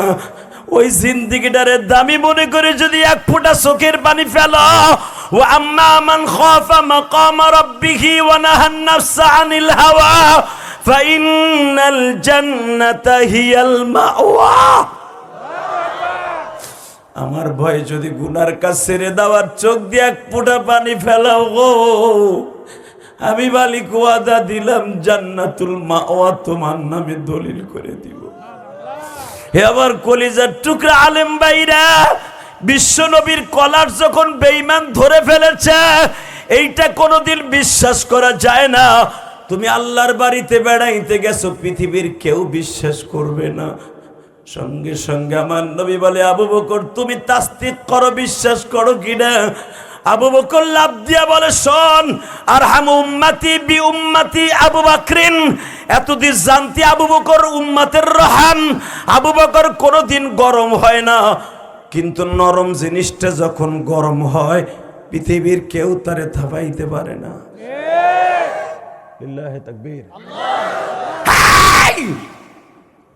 নবীর কলার সার, নবীর কলার সার। এবার আওয়াজ দিবা সিরাজগারে সাতার ডান্ডারে, হেই এবার আওয়াজ দিও ভাই যদি ইমানের বলে বলিয়ান হতে চাও। আবু বকর বললেন, এতদিন জানতি আর হামু উম্মতি বি উম্মতি আবু বকরিন। আবু বকর উম্মতের রহম। আবু বকর কাউরে কোনোদিন চোখ গরম দিয়ে কথা কয় না। ওমর হলো আসাদ্দুহুম ফি আমরিল্লাহিল আলা ওয়া আখদাহুম আলী।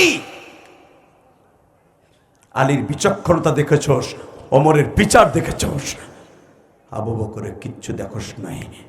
যদি কয়েক সেকেন্ডের ভিতরে নবীর কাছ থেকে তোরা না যাস আর নবীর কলার না ছাড়স, প্রত্যেকটা বেঈমানের আস্থা বাড়িতে ফিরে যেতে দেব না। তোরা ভাবোস আমার নবীর গায়ে শক্তি নাই? উলামা একরামকে জিজ্ঞাসা করবেন, বুখারীর মধ্যে আসছে আমার নবীর গায়ে ওই জামানার অন্তত 1000 যুবকের শক্তি ছিল। সুবহানাল্লাহ। আসতে কইলে লুল হইয়া মরবা। আরো জোরে। কয় হাজার? 1000 যুবকের শক্তি ছিল আমার নবীর, এবং 100 জন বিবিকে পালার মতো শক্তি আমার নবীর এবিলিটি ছিল। আজকে সেই মানুষটার কলার ধরছে। আবু বকরের নবীর চাইতে মাত্র 2 বছর 8 মাস 10 দিনের ছোট হল আবু বকর। নবীর বয়স যদি 53 হয়, আবু বকরের বয়স কত হয়? 51 হয়। এ মুসলমানের পোলা, আবু বকর বলে তোর আবু বকরের আসল চিত্র দেখোস নাই। আবু বকর গরম হলে একটাও মক্কায় বাড়িতে যেতে পারবি না, কারণ তোরা জানোস নাই মক্কায় এখনো জন্মগ্রহণ করেছে রাসূলের কলিজার টুকরা চাচা হামজা। লিল্লাহি তাকবীর। এখনো বেঁচে আছে হুজুরের সবচেয়ে বড় মুজাহিদ হযরত ওমর। যে ওমর রাস্তা দিয়ে গেলে শয়তান রাস্তা দিয়ে হাঁটতে সাহস পায় না। ওমর যদি জানতে পারে তুই মিরাজের আলোচনা বলতে যাইয়া শুনতে যাইয়া নবীর কলার ধরছ, তোর হাত পিঠ দিয়ে ঢুকাইয়া পেট দিয়ে বাইর করে দিব। লিল্লাহি তাকবীর। ওমর এই হাদিসকে সামনে নিয়ে একটা আওয়াজ দিয়ে দেখাও তো ইনায়েতপুরের যুবক, এই মুসলমানের সন্তান, একটা আওয়াজ দিয়ে দেখাও তো, যদি কোনো আলেমের গায়ে কখনো কেউ হাত দেয়, বিশ্বনবীর একটা সুন্নাতকে নিয়ে কেউ ইন্ডিকেট করে কথা কয়, মাদ্রাসা মসজিদকে সামনে নিয়ে যদি কেউ কটুক্তিমূলক কথা কয়, আর হাতরে ভেঙে দিতে 1 সেকেন্ড দেরি করবো না। রাজি আছি না নাই? কে কে রাজি আছো? 19 জানুয়ারি আল্লাহকে 2 হাত তুলে দেখায় দাও।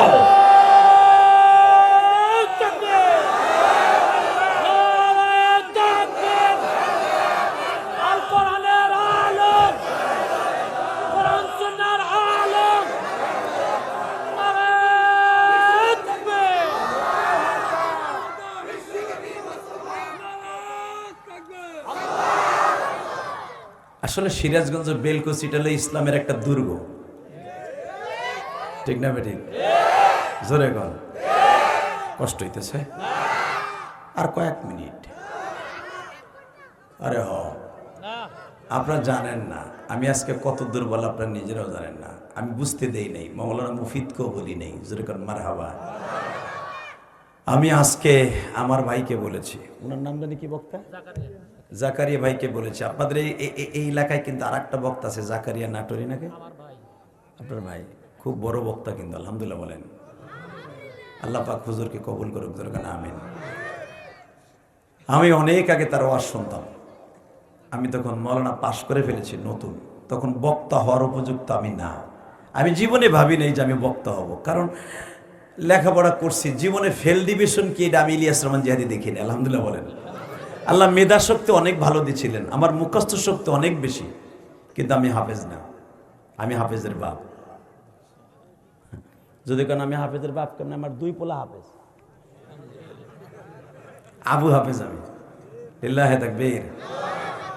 কষ্ট হইতেছে আপনাদের? রাগ করতেছেন? চলে যাবেন, গেলে আগেই যান। আপনি শুনলে আশ্চর্য হবেন, আমি আজকে 8 থেকে 9 বার লেফটেনে গেছি। 8 থেকে 9 বার, আল্লাহ সাক্ষী।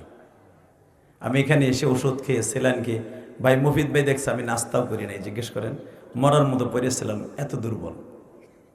তারপরে চিন্তা করছে আল্লাহ স্টেজে উঠলে যদি আজকে যদি মুফিদ ভাই আগের থেকে আমার সাথে কমিউনিকেশন অর্থাৎ হাদিয়ার ব্যাপারটা যদি আগের থেকে মুআমালাত মুআশারাত শেষ না করতো, কসম আমি আজকে আসতাম না। কারণ মুফিদরে আজকে বকা দিয়ে বলতো, এ বয়দা বক্তা পয়দা করবি, বক্তা মরুক গেলে আসলেই দিব।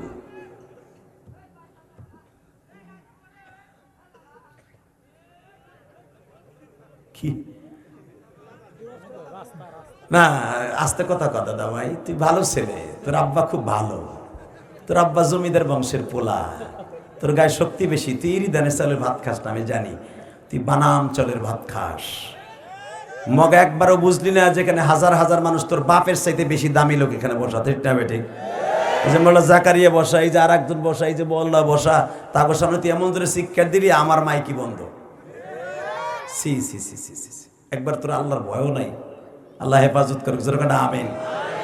রাস্তা থেকে আওয়াজ করে না দাদা ভাই, আমি জানি তোমরা খুব ভালো ছেলে, যেরকম আমিন। তাহলে বলেন একটা লোক 8 থেকে 9 বার লিফটে যাবার পরেও লোকটা আপনাদের সামনে কথা কিন্তু আসতে বলেন, আপনি বুঝেনও নাই যে আমি এতবার হয়তো অসুস্থর ভিতর দিয়ে কথা বলতেছি। কিন্তু একটা কথা বলে দিয়ে যাই, এই অসুস্থতার ভিতরে একটা বড় নিয়ামত আছে। অসুস্থ মানুষের সাথে যদি কেউ দোয়া করে তার ডাইরেক্ট কবুল হয়। মুসাফিরের সাথে ডাইরেক্ট দোয়া করলে ডাইরেক্ট দোয়া কবুল হয়। শুধু আমার সাথে একটা আওয়াজ দিয়ে বলবেন, এই জমিনের মালিক কে? এই যে আপনারা জিভ জোরে তাকবীর দিচ্ছেন না, আমার সব দুর্বলতা দূর হয়ে গেছে। মারহাবা। আমার জাকারিয়া ভাই মুফিদ ভাই যেভাবে তাকবীর দিছে, কিসের কার দুর্বলতা? তোর সাতা সব দুর্বল দূর। যেরকম মারহাবা। মুসলমান কোনোদিন দুর্বল হয় না। ওই হাদিস আপনারা জানা আছে, আলী রাদিয়াল্লাহু তাআলাকে এক যুদ্ধে আলীর গায়ে অন্তত 80টার উপরে তরবারি আঘাত ছিল, এবং একটা বল্লম দেড় হাত একটা বললাম আলী রাদিয়াল্লাহু এই দাফনা দিয়ে ঢুইক্কা এই গিরার এখান দিয়ে বের হয়ে গেছে। আলী নামাজেও দাঁড়াইতে পারে না, এবং ওইটার যে শলা চিনেন না, শলা চিনেন আপনারা? ওই শলাটা ছিল রূপার, ওই শলাটা সহ ভেঙে আলীর ভিতরে ঢুকিয়ে মাথাটা একটু বের হয়ে আছে। ওটা বের করতে গেলে আলী এত জোরে জোরে চিল্লাইতো যে আলী দাঁড়াইতে পারতেছে না। যদিও কিতাবুস সালার মধ্যে এই হাদিসটা আসছে নামাজের গুরুত্ব সম্পর্কে বুঝাইতে, শুধু আপনারা আমার দিক তাকাবেন। যখন এইখান দিয়ে দাপটা দিয়ে ঢুকিয়ে গিরার এই মাথা দিয়ে শলাটা বের হয়ে গেছে, তাও আবার ধরার সিস্টেম নাই, দাঁত দিয়ে কামড়ায় বের করতে হবে। লিল্লাহি তাকবীর। তো সাহাবীরা চিন্তা করতেছে এইগুলাই উঠাইলাম, এইটা উঠামু কেমনে? বিশ্বনবীর কাছে বলেন সাহাবীরা, আলীর অপারেশন তোমরা এইভাবে সুস্থ শরীরে পারবা না, আলীর অপারেশন করতে হলে নামাজের মধ্যে করতে হবে। লিল্লাহি তাকবীর, লিল্লাহি তাকবীর। বিশ্বনবী নিজে জাবিরা তৈরি করে দিলেন। জাবিরা মানে পট্টি। বিশ্বনবী পট্টি তৈরি করে দেওয়ার পরে এই জায়গাটা সাহাবীদেরকে বললেন, তোমরা হাডুডের মতো শক্ত করে আলীর পাও দিয়ে ধরা হয়েছে। এইখানে এক সাহাবী সারাশি দিয়া, লোহার সারাশি দিয়া টাইনা বের করতেছে। আলী নামাজের মধ্যে এত মজা, এত মজা, এত মজা লাগছে। নামাজের মজার কাছে ওই ব্যথার কোনো চুক্তি নাই, ওই ব্যথার কোনো খবরই নাই। তাদের নামাজ তার তোমার আমার নামাজ আসমান জমিন পার্থক্য। নামাজ শেষ করার পরে আলী তাহাজ্জুদে বইয়া তালাশ করে আমার সে শলা কই, যে পাউসে গায়া বইলাম, এখন দেখতাছি পাও আমি নামাজের মতো ভাঙতে পারি, কই গেল? বিশ্বনবী বলেন, তুমি কি দেখো নাই তোমার পায়ের অপারেশন হয়ে গেছে? আলী বলে, ইয়া রাসূলুল্লাহ, আমি আমার মওলা আমার সামনে বসা। আপনারা বলছেন মোমেন যখন নামাজ পড়বে, আম্মা মান খাফা মাকাম রাব্বিহি ওয়া নাহান নাফসা আনিল হাওয়া ফাইন্নাল জান্নাতা হিয়াল মাওয়া, ফাইন্নাল জান্নাতা হিয়াল মাওয়া। মোমেন আল্লাহকে ভয় করে নামাজ পড়বে, তার সামনে কে কি ব্যথা এটা আমি তো জানি না। আমার নবী বললেন, আলী রে, তোমার মতো কিছু ইমানদার থাকবে, তাদের সামনে যদি অসুস্থতার কথা বর্ণনাও করে মাওলার ইশকের মাঠে বইয়া, তাদের আর কোনো খবর থাকবে না গো। বাজান হাফিজুর রহমাতুল্লাহর জীবনে একটা ঘটনা খুলে দেখেন। আমি আপনাদের সামনে একটা ঘটনা তুলে ধরি। হাফিজুর রহমাতুল্লাহ আলাইহি আমি জীবনে একবার দেখছি। আল্লাহু আকবার বলেন। বাজান তখন আমি ছাত্র, আল্লাহর কুতুবকে একবার দেখছি বাবা, কিন্তু আমি হুজুরের সোহবাতে থাকতে পারি নাই। শুধু একদিন গওহারডাঙ্গা মাদ্রাসায় গেছিলেন, তখন আমি একবারে ছোট বাবা, তখন আমি আল্লামা শামসুল হক ফরিদপুরের কবরের কাছে জিয়ারত করতে দেখছিলাম। আরে বাবা, আল্লাহর ওলির চেহারা দেখলেও যে সব গুনাহ সগীরা আল্লাহ মাফ করে দেয়। আল্লাহর কুতুব যখন বাবা কামরঙ্গীর চর থেকে কেরানীগঞ্জ, অর্থাৎ আমার বাড়ি তো কেরানীগঞ্জ, আল্লাহর কুতুব যখন বাবা আসতেছিলেন লঞ্চের ভিতরে, তখন তোর বাবা কোনো নৌকা তেমন ছিল না। হুজুরের জন্য স্পেশাল একটা লঞ্চ সাজানো থাকতো সব সময়। হুজুর খোলামুড়া যাইতেন, হুজুর আটিবাজার যাইতেন, কেরানীগঞ্জ যাইতেন, মুন্সিগঞ্জ যাইতেন, হুজুর বড় টলারে যাইতেন, কারণ তার মুরিদরা তার সাথে যাইতো। তার মুরিদ আলেম ওলামা বেশি ছিল বাবা, আমুন নাস কম ছিল। আল্লাহর কুতুব যখন টলারের মধ্যে বসছে, হুজুরের শরীরের মধ্যে অনেক জ্বর। হুজুরের ছেলের মুখ থেকে আমি শুনছি যে, হাদি ভাই আমার আব্বারে আপনি কয়বার দেখছেন? আমি বলছি হুজুর জীবনে একবার দেখছি। আল্লাহর কুতুব ছয়ের মধ্যে বইয়া জিকির করতে করতে করতে করতে করতে করতে বাবা এমন একটা টাইম হয়ে গেছে, ওই নৌকার ভিতরে আল্লাহর কুতুব জোরে জোরে চিল্লাই উঠে কয়, মালিক রে, তোমারে কোথায় গেলে পাবো, তোমারে কোথায় গেলে পাবো। তাহলে বাজান তাদের চোখের সামনে যদি এই হাল হয়, হাফিজ হুজুরের জীবনী আরো পরে দেখবেন উলামায়ে ইকরাম আল্লাহর কুতুব বাথরুমের থেকে বাইরে হইছে। আল্লাহু আকবার বলা। বাথরুমের থেকে বের হওয়ার পরে দেখা গেছে হুজুরের ঠোঁটের মধ্যে থেকে রক্ত বাইরে হইতেছে ঝর্ণার মতো। হুজুরের ভিতর দিয়ে রক্ত বাইরে হয়। একজন জিজ্ঞেস করছে, হুজুর আপনি গেলেন বাথরুমে, কুলুক লইয়ার পানি লইয়া, ঠোঁটের মধ্যে কি হইল? কোন সলাই মলে বাইজা কাইটে গেছে, এখন কানবেন। আল্লাহর কুতুব কারে কয়? দেখেন হুজুর তখনও অসুস্থ ছিল। আল্লাহর কুতুব বলে, বাপরে, আমার কেউ মারেও নাই, সলাই বাইজে কাটে নাই। আমি যখন বাথরুমে গেছি, বাথরুমে বইয়া তো মৌলার জিকির করা যায় না, মৌলার জিকির করতে নিষেধ আছে বাথরুমের মধ্যে বইয়া। এই জন্য বাথরুমের মধ্যে ওযুর দোয়া পড়াও কিন্তু মাকরুহ। এই মুসলমানের পোলা, এই জন্য অজুখানা আলাদা বানাইতে হয়। এদিকে তাকাবেন আর এখন কানবেন। আল্লাহর কুতুব, তারা আল্লাহরে দেখে দেখে ইবাদত করতো।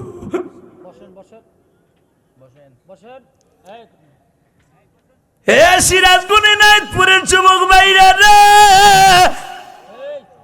আমি জানি তোমাদের সামনে এখন আল্লাহর কুতুবের কথা বললে তোমাদের চেহারার মধ্যে এখন মোতাগাইয়ের হয়ে যাবে।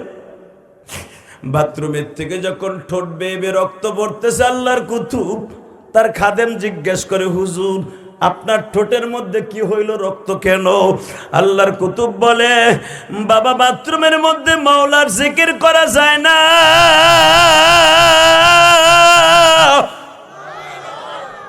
কিন্তু আমার জিহ্বা তো কথা সরে না বাবা।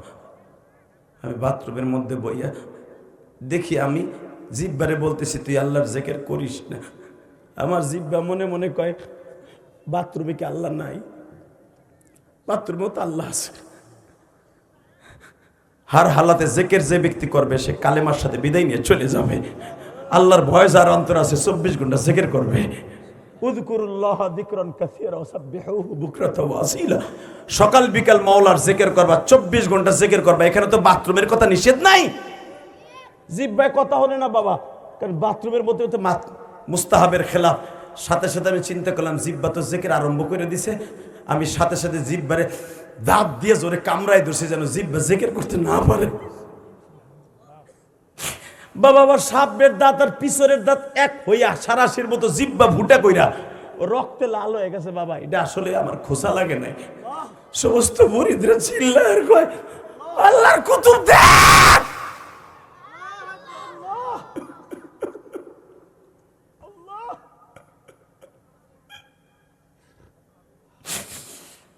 আমি জানি এখানে অনেক গালে বুলাবা আছে গো মালিক। وأما من خاف مقام ربه ونهى النفس عن الهوى فإن الجنة هي المأوى। আল্লাহ তোমার প্রেম ছাড়া, তোমার ভয় ছাড়া জান্নাতুল মাওয়া পাওয়া যাবে না। মাওলানা জাকারিয়া বারবার আল্লাহ আল্লাহ কইয়া তোমারে ডাকে।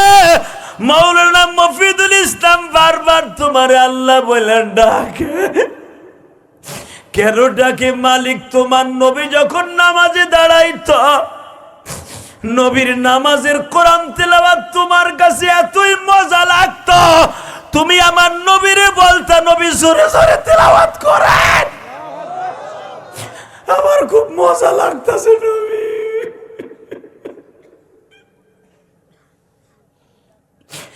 নবী আপনার তিলাওয়াত আমার খুব মজা লাগতেছে। আল্লাহ যদি বলে মজা লাগতেছে, নবী এই জন্য দেখবেন বাবুর নওয়াফিলের মধ্যে আসছে বুখারীতে, এক রাকাত নামাজে পুরো কোরআন শরীফ খতম করে দিত বাবা। কারণ আবার আল্লাহ যেদিন বসে বলতো, নবী আপনার কোরআন তেলাওয়াত খুব মজা লাগতেছে, থামবেন না নবী, থামবেন না। তখন পড়তে পড়তে পড়তে পড়তে নবী রাত শেষ করে দিতে এক রাকাতে লিল্লাহি তাকবীর। বাবা এখন আপনিও কানবেন, যুবক তোর পাও দূরে ধরছি, দুনিয়া থাকার জায়গা না ভাই, থাকতে পারবি না। গতকালকে যখন আমি আসতেছি, বিশ্বাস কর বিশ্বাস কর, তোর মতো দুইটা যুবক মোটর সাইকেলে অ্যাক্সিডেন্ট করে মাথার মগজ এক জায়গায়, বডি আর এক জায়গায়। যুবক ভাই হতে পারে তুমি কালকে সিরাজগঞ্জ কলেজে রওনা দিছো ভাই, এনায়তপুর রওনা দিছো ভাই, বেলকুচি রওনা দিছো বাজারে, অটো রিক্সায় টেরাকে চাপা দিয়া তোমার মাথার মগজ এক জায়গায়, বডি আর এক জায়গায়। বাহাদুরি করে কোনো লাভ নাই রে ভাই। চোখের পানি দিয়ে মাওলারে বুঝাইয়া কও, জীবনে এক ওয়াক্ত নামাজ কামাই দেব না। লিল্লাহি তাকবীর, লিল্লাহি তাকবীর। এইবার আমার দিকে তাকাবার, কানবা। রেডি? হে আবু জাহেলের সাথে কথা বলতে বলতে বলতে বলতে মিরাজের আলোচনা করতে করতে হযরত ওমর হাজির। বুঝছি আপনাকে কষ্ট হয়ে গেছে। তাই আমি কি চাই কথার আওয়াজ দেওয়া। এখন নবীর সুখের সময় আইছে, নবীর সুখের সময়, আলেম ওলামার সুখের সময় আওয়াজ দিবা। এমনও টাইম গেছে মামুনুল হক যখন জেলখানায় যায়, একজন ইমাম মামুনের পক্ষে দোয়া করতে সাহস পায় না। কথা কও না কেন? মধুপুর হযরত মুন্সিগঞ্জের বাঘ যাকে বলা হয়, খেলাফতে মজলিসের একজন না বাঘ, আল্লাহর কুতুবকে মারে, ঘুষাইয়ে দাঁত ফাড়ায়, কথা কইতে সাহস পায় নাই।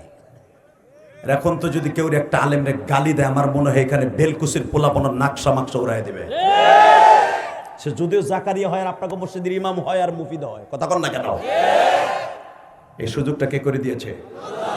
ওই আল্লাহর কসম করে বলছি, এখন আওয়াজ দিবেন, সময় সব সময় একরকম থাকে না। এত সময় আবু জেহেল আবু বকরের নরম পায়ে নবীর কলার ধরছে, এখন যখন ওমর আইছে আসাদুহুম ফি আমরিল্লাহিল আবা, আবু জেহেল লেজ গুটে কয়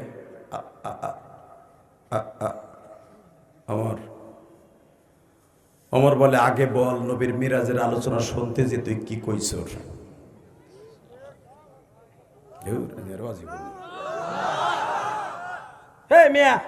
এই জন্যই তো নবী কইছো আসাদুহুম ফি আমরিল্লাহিল আমর, আর হাম উম্মতি বি উম্মতি আবু বকরিন ওয়া আসাদুহুম ফি আমরিল্লাহিল আমর হায়ার ওসমান ওয়া আকদাহুম আলী। নবীর চারজন সাহাবীর কোয়ালিটি নবী চার রকম বর্ণনা করছে। আল্লাহু আকবার বলতে পারলা না?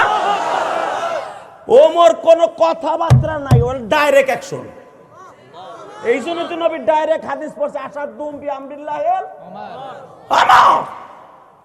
আরে তোর সাথে বোঝাপড়া পরে, তোর লগে কথা কম পরে, আগে ক মেরাজের আলোচনা শুনে তুই কি নবীর করছস কি? তাই ক।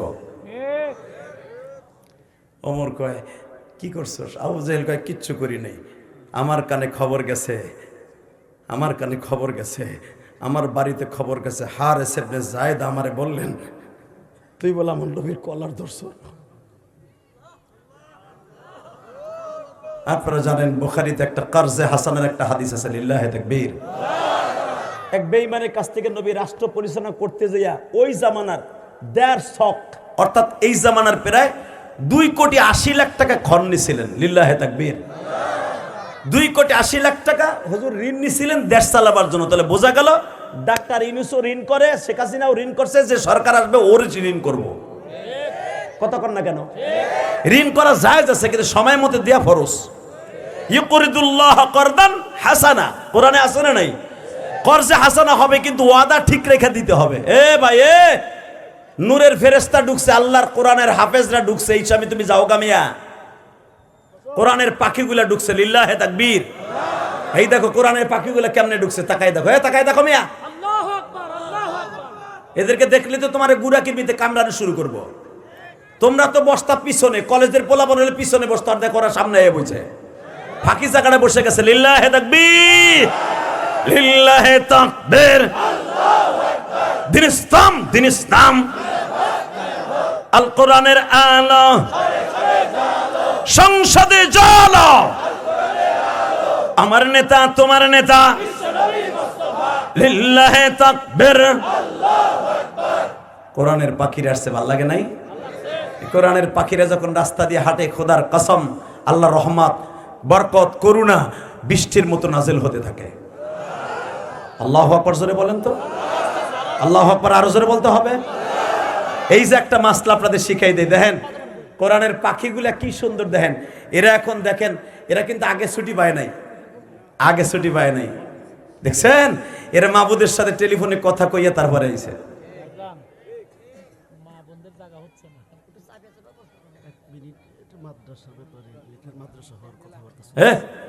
জি, এদিকে দেখেন মা বোনকে জাগা নেয় না, আমি কি করব? ও মা, মা মারে আমি আপনাকে কিছু কইতে চাই না মা, আমি অনেক জায়গা বেশি কথা কই, কিন্তু আজকে তো আমরাই ব্যর্থ মা, আপনাকে জায়গা দিতে পারি নাই। মা একটু চেপে চেপে বসবেন কি? আমি জানি মহিলাকে অনেক জায়গা বেশি লাগে, কারণ তার একজন আর একজনের সহ্য করতে পারে না। 50 জন পুরুষ এক জায়গায় বইয়া হইতে পারবো, খাইতে পারবো, এক খেতার নিচে গুতাগুতিও করবো, ঠিক আছে, কিন্তু মহিলাকে মতো একজন আর একজনের দিক ফিট থেকে থাকবো না। যদি থাকতে পারতো তাহলে বেটারা সারা জীবন 2টা বিয়ে করতে পারতো বেটারা। জোরে কর। চাচার আর কোনো দুঃখ নাই, খালি একটাই দুঃখ, দাঁড়িয়ে এখনো রাখলাম না, খালি আর একটা বিয়ে করার নিয়ত করে জীবনে পারলাম না। কথা কন না কেন? আমি আমার মা বন্ধুকে বল, মা আমি জানি আপনারা একজন একজন সহ্য করতে পারেন না, তারপরে মা একটু মিলে বসবেন। মহিলার এক জায়গায় বসলে একজনের পাওয়ার একজনের লাগে লাগলে কি কয়েছেন কেমন করেন দেখুন না, আইসে ও শুনতে কি সাইজা গুজা পালের তোমার স্বামী সাজন কজন দেয় না, তুমি সাজতে পারো, তুমি পেতনির মতো আইসে। আর এক বেডির স্বামী তো চাহে 24 ঘন্টা সাইজা থাক, তার দেখলেই ভাল লাগবো। তোমারটাও ইচিং কিম পাকাচ্ছি আর তুমি উঁচু কুলো উঁচু পালাচ্ছি। তোমারটাও বদ না, তুমি মহিলাও বদ না, তার একজনের সাজা দেখে তোমার হিংসা লাগে গায়ে। লিল্লাহে তাকবীর। কষ্ট হইতেছে। আর 5টা মিনিট কথা কব, 5 মিনিট। আরে ভাই রাখা 9:15 স্টেজ হচ্ছে, তুমি কি ভাবতেছো? প্রায় 2 ঘন্টার মতো আলোচনা। বাংলাদেশে 5 লাখ টাকা দিয়ে হাদিয়া দিয়ে আমার লেভেলে বক্তা আনলো, 1 ঘন্টার উপর ওয়াজ করে দিতে পারবে না। ইলিয়াস রহমান যদি করে একটা ওয়াজ করি, শরীর অসুস্থ, তারপর আপনাকে ঠগাই নেই, যেরকম মার হবা। কষ্ট হইতেছে না? অসুবিধা নেই, কষ্ট হইলেও আমি ওয়াজ করবো। আমার একটা সময় আছে, আমার সময় নির্দিষ্ট টাইমের মধ্যে শেষ করবো ইনশাল্লাহ। বলেন লিল্লাহে তাকবীর, লিল্লাহে তাকবীর। Ready ready? আওয়াজ দিবা, আওয়াজ হইব। এই যে মাদ্রাসার কোরআনের পাখিগুলো আসছে, ওরা কিন্তু তোমাকে মতো 9টায় আসে নাই। আর এখন আইছে কেন? 11টার সময় আমার মওলার সাথে টেলিফোনে কথা কইছে। যদি আল্লাহর সাথে কেমনে কথা কইলে? এই যে কোরআনটা কার? আল্লাহ। বাল হুয়া কুরআনুম মাজিদুন ফি লাওহিম মাহফুজ। কোরআন আল্লাহ নিজে কয়, কোরআন তুই বল, তোরে যেন জিজ্ঞেস করে তোর বাড়ি কই।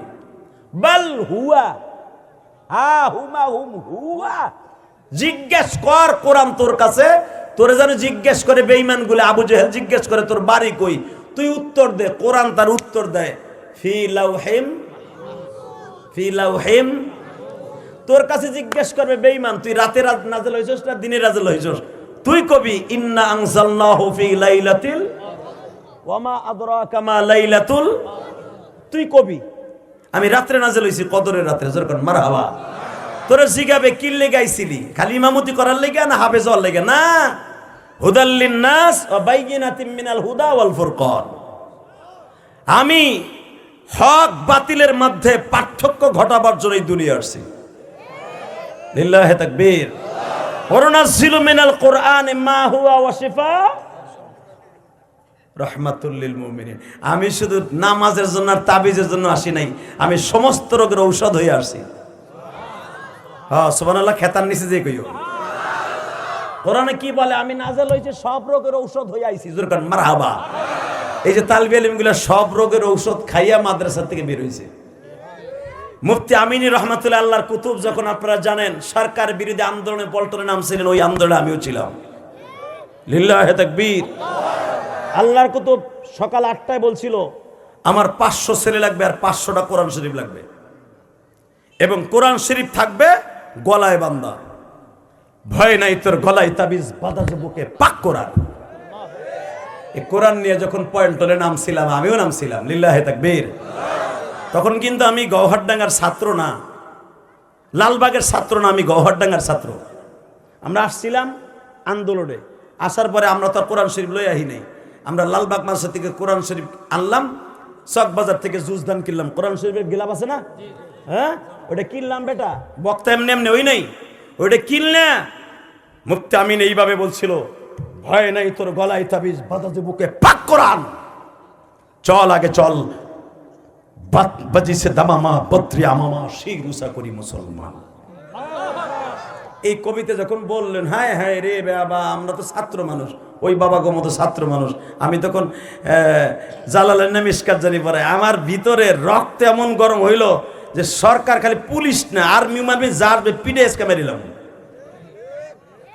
লিল্লাহি তাকবীর। ভাইজান তখন আর রাজনীতি এখন আর রাজনীতি এক না, আলহামদুলিল্লাহ। তখন আমার মনে পড়ে আর্মিরাও আমাদের সিলেট দিছিল, পুলিশও আমাদের সিলেট দিছিল। একটা জায়গায় একটা অপ্রীতিকর ঘটনা ঘটছিল, এক ছাত্র অ্যারেস্ট করছিল, ওই ছাত্র আবার এমন জোরে এক লাথি দিছিল 5 জোর জড়াইয়া, যেটা সারা দুনিয়া বাইরে লেছিল, মিডিয়া আপনারা দেখছিলেন। ও কিন্তু লালবাগ মাদ্রাসার ছাত্র। লিল্লাহি তাকবীর। শুধু আমি আপনাদের দুইটা পাও ধরে বলবো, এই কোরআনের পাখি যারা এখানে আসছে, আমি শুনছি এখানে একটা মাদ্রাসা হইব, এটা কোরআনের পাখিদের একটা সিস্টেম করে দেন না। এই কোরআনের পাখিগুলো এই যে রাত 11টা পর্যন্ত আমার মাওলার কোরআন শরীফ পড়বে আর মাওলার সাথে কথা বলবে, আর মাওলার সাথে যারা কথা বলবে ওই এলাকায় আল্লাহর কোনো গজব আসতে পারে না, ওই এলাকার কোনো মুরব্বীকে আল্লাহ কবরে আযাব দিতে পারে না, ওই এলাকার কোনো একটা মুরব্বীকে কোনো দিন আল্লাহ বেঈমান করে মারতে পারে না, ওই মাদ্রাসার কমিটির আল্লাহ কোনো দিন বেঈমান করে না খাওয়াই আল্লাহ মারবে না। তাহলে মাদ্রাসার দরকার আছে না নাই? যারা বলে আছে না নাই? এই যে ছেলেগুলো আসছে, এমন একটা জীবন আমারও ছিল। ওই যে ছোট ভাইয়ের মতো আরে ভালোবাসি, বেলকুচি আসলে ওরা সাথে নিয়ে চলি, ও হাফেজ লিল্লাহি তাকবীর। নতুন করে মুফিদের সাথে সম্পর্ক হলো, জাকারিয়া ভাইয়ের সাথে সম্পর্ক হলো, খোদার কসম করে বলে গেলি ইলিয়াসুর রহমান জিহাদির কাউন্টার দেওয়ার মতো ইলিয়াসুর রহমান জিহাদের পিছনে একটা লোক ইলিয়াসুর রহমান জিহাদিকে গাইডলাইন দেওয়ার মতো কেউ ছিল না। আমার আব্বা তো আলেম না, আমার আব্বা তো জাহেল, আমার আব্বা বাংলা শিক্ষিত, এই জন্য জাহেল বলছে। আমার ভাইয়ের না, আমার আব্বা মূর্খ। এই আমার আব্বা পাকিস্তানা বলে মেট্রিক পাস, আলহামদুলিল্লাহ বলতে পারলেন না। আমার আব্বা আমারে ওই জামানার জন মেট্রিক পাস আমার মাদ্রাসায় পড়াইবো না, আমার স্কুলে পড়াইবো। আমার আব্বা ধাপ করে বলে ফেললো, ধরো মাদ্রাসা কে পড়ায়। আমার মা বলল, আমার জীবনের বিনিময় হলো ইলিয়াসকে আমি মাদ্রাসায় পড়াবো, ও কোরআনের পাখি হইয়া সারা পৃথিবীতে উড়ে বেড়াইব।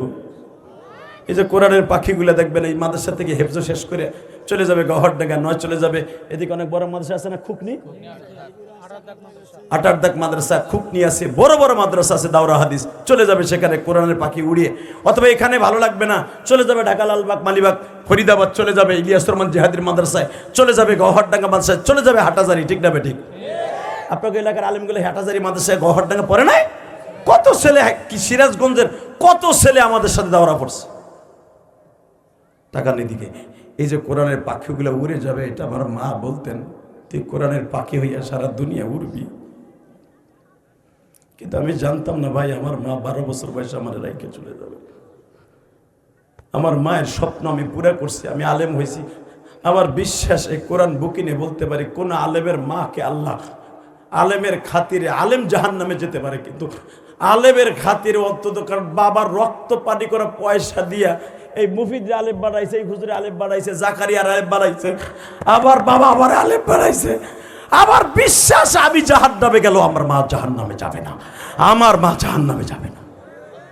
কারণ আমার মায়ের আমাকে মাদ্রাসায় পড়াবার সময় একটা ইখলাস ছিল, আমার ইলিয়াসকে আমি মাদ্রাসায় পড়াবো, আলেম হবে, ও কোরআনের পাখি হিসেবে উড়ে যাবে, আমিও জান্নাতে উড়ে বেড়াবো, আমিও জান্নাত হিসেবে উড়ে বেড়াবো। মেজান এবার দিলটা নরম করবেন আর আমার মাওলারে বুঝায় কবেন। ওমর যখন জিজ্ঞেস করছে, তুই আমার নবীর সাথে কি বিয়াদবি করছ রে, একবার বল রে বেঈমান,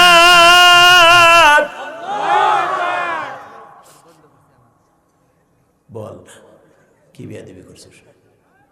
যায়েদ ইবনে হারেসা বলে, ওমর ভাই ঘটনা ঘটছে। কি করছে বেঈমান জানেন?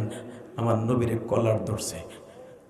আপনারা যেটা কর্জে হাসানের হাদিসটা বলতে চাইছিলাম, বুখারীতে আসছে। আনাস ইবনে মালিক বলেন, আমি নবীর খাদেম ছিলাম 10 বছর, আমি নবীর পিছনে দাঁড়াইছি, লম্বা চওড়া হাদিস। হঠাৎ করে দেখি এক ইহুদি এসে নবীর কলার ধরছে। নাউজুবিল্লাহ বলেন না? কলার ধরার সাথে সাথে আমরা তখন বুঝতে পারছি যে আমার নবীর কাছ থেকে কর্জে হাসানার টাকা আনছে দেশ চালাবার জন্য, নিজের ফ্যামিলির জন্য না, দেশ চালাবার জন্য টাকা আনছে। ওই বেঈমান নবীর কলার ধরে বলতেছে, এ তোর টাকা দেওয়ার কথা ছিল, আজকে টাকা দে। নবী বারবার বলতেছে, দেখেন আপনার সাথে আমার টাকা দেওয়ার কথা হলো আরো 3 মাস পরে, আরো 3 মাস পরে আপনার সাথে আমার ওয়াদা। আপনি এখন এসে চাইলে তেমন হবে না, আমি আপনার টাকা আস্তে আস্তে করে আমি জোগাইতেছি, জোগাই আপনার টাকা আমি নিজে দিয়ে আসবো। কে কার কথা শুনে? এবার আওয়াজ দিও, জীবনে আমার নবীর কলার ধরলে ওমরের মতো লোকের কাছ থেকে বাঁচতে পারবে? আস্তে কথা কইলে লুল হয়ে মরবা। জোরে গাও, আরো জোরে। আনাস ইবনে মালিক থেকে হাদিস খানা বর্ণিত, আবু হুরায়রা থেকে বর্ণিত, আব্দুল্লাহ ইবনে সাবেত থেকে বর্ণিত, আব্দুল্লাহ ইবনে মাসউদ থেকে বর্ণিত। 30-35 জন হাদিস রাবি বর্ণনা করেন, আমরা নবীর সামনে দাঁড়ানো, ইন দি মিন টাইমে বেঈমান এসে, মুনাফিক বেঈমান এসে নবীর কলার ধরে কয়, টাকা দিবি কিনা ক। হযরত ওমর একটা চোখ পাক্কানি দিয়ে বলতেছে, নবীর কলার সার, তা না হলে তোর বডি থাকবে এক গ্রামে, মাথা থাকবে আর এক গ্রামে। ইল্লাহে তাকবীর। বাসন্ডে এই কথাটা বলতে দেরি আছে, আমার নবী ওমরের দিকে চোখটা গরম করে বলে, বডি থাকবে এক জায়গায়, মাথা থাকবে আর এক জায়গায়, এই কথা বলতে পারলা? কর্জে হাসানাকে প্রতিশোধ করতে দিবা, এটা বললা না? যদি এত মাতবাড়ি দেখাও, কর্জে হাসানা পুরা করো, তাহলে তো কলার ছেড়ে দেব। হযরত ওমর বলে, যদি নবী তোর কাছ থেকে টাকা না নিত, তোর দেখায় দিতাম তোর কত দানে কত চাউল। লিল্লাহে তাকবীর, লিল্লাহে তাকবীর। বোঝেন, মদিনার ভিতরে কর্জে হাসানা নিছে, তাইতে যদি ওমরের রূপরেখা এরকম হয়, আবু জেহেল নবীর কলার ধরে বলছে, এরকম মিথ্যা কথা কতদিন বলবি? হযরত ওমর জিজ্ঞেস করতেছে, তুই একবার শুধু বল নবীরে কি করছ? হযরত ওমরের কথা শুনে যায়েদ ইবনে হারেসা বলে, ওমর ভাই, নবীরে কলার ধরছিল বেঈমান, আমি সামনে ছিলাম না, আবু বকরও ছিল না, কলার ধরে বারবার ঝাঁকি দিছে আর বলছে মিথ্যা কথা কতবার বলবি? ওমর বলে, যদি নবী একবার অর্ডার দিত, একবার, মাক্কি জিন্দেগিতে নবী তরবারি ধরার অর্ডার আমাকে দেয় নাই, যদি আমি ওমরকে একবার অর্ডার দিত, তোকে মক্কার সব বেঈমানগুলোকে দেখায় দিতাম। খাত্তাবের বলে, ওমর অস্ত্র জমা দিছে, ট্রেনিং জমা দেয় নাই। আপনাকে মসজিদের ইমাম ঘুষাঘুষি করতে পারে না, এটা ভাইবেন না। আপনার এই মুফিদ মারামারি করতে পারে না, তা ভাইবেন না। ও জাকারিয়া লাঠিতে পিটাইতে পারে না, তা ভাইবেন না। এরা কি জন্য লাঠি হাতে নেয় না জানেন? আপনারাই বলবেন, মোল্লারা জঙ্গি। কথা কর না কেন? মনে বড় আশা ছিল, বিশ্বাস করেন, এবার বড় আশা করে বুক বেঁধেছিলাম। সরবনা পেশাব, জামাত ইসলাম সহ সব 11-10 দল যখন এক হয়েছে, মনে হয় ইসলাম ক্ষমতায় যাবে। জানি না কোন শয়তানের চক্রান্ত কি হয়ে গেল। এখনো পর্যন্ত আল্লাহ এক করে দেখ, জোরে কেন আমিন। আরো জোরে বলে আমিন। সামনে যে ইসলামের কি দুর্দশা বাংলাদেশে হবে, আল্লাহ ছাড়া কেউ জানে না। চোখের পানিতে আমি আমার তালবে ইলম বাবাজিদেরকে বলবো, বাবা তোদের দোয়া তো ডাইরেক্ট কবুল হয় বাবা।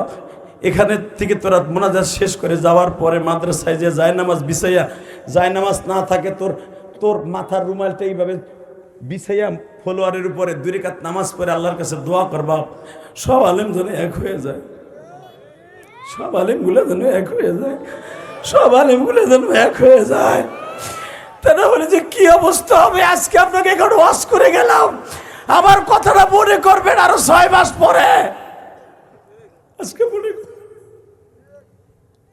কারণ আমরা ঢাকায় থাকি, আমরা জানি কি অবস্থা যে হবে।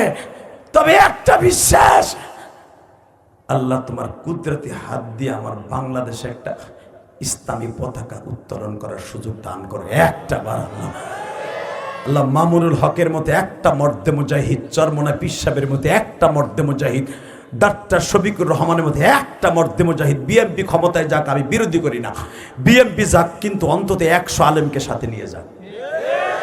আপনারা চান না? 100 আলেম বিএমপি যারা করে তারাও চাইতেছে আলেম উলামার সাথে যাক। আলেম উলামা যদি সংসদে থাকে, এই কোরআন হাতে নিয়ে বলছি ভাইজান, বাংলাদেশের রাজনীতির প্রেক্ষাপট, বাংলাদেশের রূপরেখা সব পাল্টে যাবে। মামুনুল হকের মতো লোকের সামনে দাঁড়াইয়া, সংসদে দাঁড়ায় কেউ গান গাবে মুমতাজের মতো, আর গালের সোয়াল ডাইরেক্ট ঘুষে ফাটাইয়া লাগবে। কথা কন না কেন? গান গাইতে চাইলে আর দাঁত উড়ে হালাবে মামুন। এটা আমার বিশ্বাস, কারণ মামুনের শরীরের মধ্যে আছে আল্লামা আজিজুল হকের রক্ত। আল্লামা আজিজুল হক পৃথিবীর কোনোদিন মৃত্যুর আগ পর্যন্ত বাতিলের সাথে আপোষ করে নাই। কষ্ট হইতেছে? আমার খুব কষ্ট হইতেছে, জিহ্বাটা শুকায় আসতেছে। শুধু 2 মিনিট কথা বলবো, আমার দিক তাকায় 2 ফোঁটা পানি ফেলবেন ইনশা। বলেন এইদিকে, সর্বময় ক্ষমতার মালিককে। আরো জোরে। ওমর যখন বলছে, এ তুই নবীরে কি কইছিস, কইতে দেরি আছে, ধাম ধাম করে মারতে দেরি নাই। হঠাৎ করে একজন বেঈমান পাশের থেকে দাঁড়ায় বলতেছে, মুহাম্মাদের এই কথাকে বিশ্বাস করা যায়? মুহাম্মাদের এই জালিয়াতি কথাকে বিশ্বাস করা যায়? মুহাম্মদ এক রাত্রে আল্লাহর বাড়িতে গেছে, 6 মাসের রাস্তা যাইতে লাগে 6 মাস, আইতে লাগে 6 মাস, 1 বছরের রাস্তায় 1 রাত্রে গেছে, লাইলান মিনাল মসজিদুল হারাম। এটাকে বিশ্বাস করা যায়? এটাকে বিশ্বাস করার মতো? বেঈমান এইভাবে চিল্লাইতেছে আর কোহাইতেছে। হযরত ওমর বললেন, এর চাইতে যদি কঠিন কথা হয়, আমি ওমর বিশ্বাস করি। আবু বকর বিশ্বাস করে। তোদের বিশ্বাস করস বা না করস আমরা করেছি। লিল্লাহি তাকবীর। বাজান এবার আমার দিকে তাকাবেন আর চোখের পানি ফেলবেন। আমার নবী বলে, আবু বকর রে, ওমর রে, তোমরা যখন আমার মেরাজের কথা বিশ্বাস করেছো, আমি নবী আমার আবু বকরকে খালি হাতে ফিরাই দিতে পারি না গো। অন্তত আমার আবু বকরকে একটা না একটা হাদিয়া দিয়ে দেই। আমার আবু বকরে আমি আজ থেকে একটা হাদিয়া দিলাম, তার নাম হবে সিদ্দিক। সিদ্দিক নামে একটা হাদিয়া দিলাম।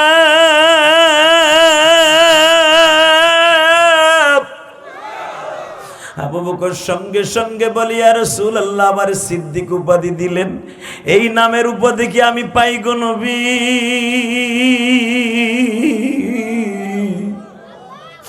এই সিদ্দিক শব্দের উপাধি কি আমি সারা জীবন টিকায় রাখতে পারবো?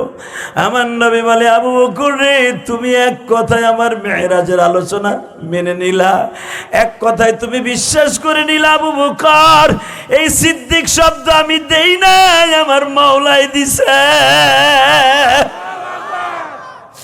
বেজান আমি আপনাদের কাছে একটা কথা এখন জিজ্ঞেস করব। আমার নবী যখন বললেন আবু বকর 50 ওয়াক্ত নামাজ দিছে, তুমি কি বিশ্বাস করো? আবু বকর এক বাক্যে বিশ্বাস করে বলি, ইয়া রাসূলুল্লাহ, 50 নয়, 500 নয়, 5 ওয়াক্ত নয়, নবী আপনি যা বলবেন তাই আমি বকর বিশ্বাস করি। আবু বকর, আমি এসে তোমারে ফজরের নামাজটা পড়াইছি, জোহরের নামাজ, আসরের নামাজ, মাগরিবের নামাজ, ইশার নামাজ পড়াবো। বাজান রে, কথাটা যখন সারা মক্কার মধ্যে ছড়িয়ে পড়ল, আমি দেখব আমার নবীর জানের চাইতে কে ভালোবাসো।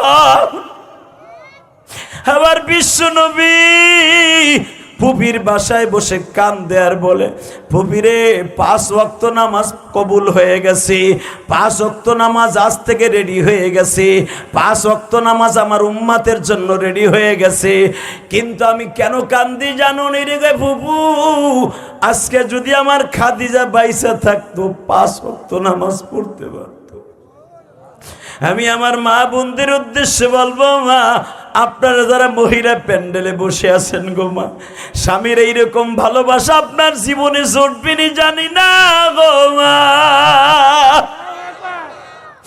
আবার নবী মেরাজ থেকে এসেও খাদিজার কথা ভুলে না। হুজুরের ফুফি উম্মে হানির বাসায় বসে বারবার বলে, ফুফি, আজকে যদি খাইলাদের মেয়ে আমার বড় বিবি খাদিজা বেঁচে থাকতো, আমার খাদিজা যদি 5 ওয়াক্ত নামাজ পাইতো, না জানি কত খুশি হয়ে যাইতো। আমি আমার মা বোনদেরকে বলবো, মা, মহিলাদের 5টা ফরজ যদি ঠিক মতো বজায় রাখে, মহিলারা যদি 5টা ফরজকে ঠিক মতো আদায় করে, পুরুষের অন্তত 500 বছর আগে জান্নাতে চলিয়া যাবে। লিল্লাহি তাকবীর। 1 নম্বরেই মহিলাদের মধ্যে গরমেল, সেটা হলো স্বামীর খেদমত। হে বুড়া চাচা, কথা কও। তুমি ঘুমাও এক রুমে, তোমার বউ ঘুমায় আর এক রুমে, কথা কর না কেন? বুড়াটার বুড়া বয়সে বউ লাগে, জুয়ান বয়সে লাগেনি। কারণ ওই বুড়িও জানে যে বুড়া বয়সে আমারে লাগবে, এর লেগে বুড়ি লাগায় না, তার খেদমতি করে না, কথা কন না কেন? আর যুবক বয়সে স্বামীর কথা শুনবো না, সকালবেলা দেখবো ডুয়েল সিম লয়ে যার একটা, এই ডরে খেদমত করে। হালাকে খেদমত করা উচিত তো বিরুদ্ধ বয়সে, কথা কন না কেন? আমার নবী তাকান, আমার নবী বিরুদ্ধ ছিলেন না। আমার নবী 53 বছর বয়সও মনে হয়তো 13 বছরের যুবক। এবার কানবেন, ফুপির বাড়িতে যে বলে, ফুপি, আমার খাদিজা যদি বাইসা থাকতো, 5 ওয়াক্ত নামাজ কবুল হয়েছে, যদি 5 ওয়াক্ত নামাজ নাজেল হয়েছে, দেখতো আমার খাদিজা খুশি হয়ে যেত। এই হাদিসের তাওজিদে দেখবেন উলামা একরাম, আপনারা তো পড়ছেন, বারবার বলতেছে,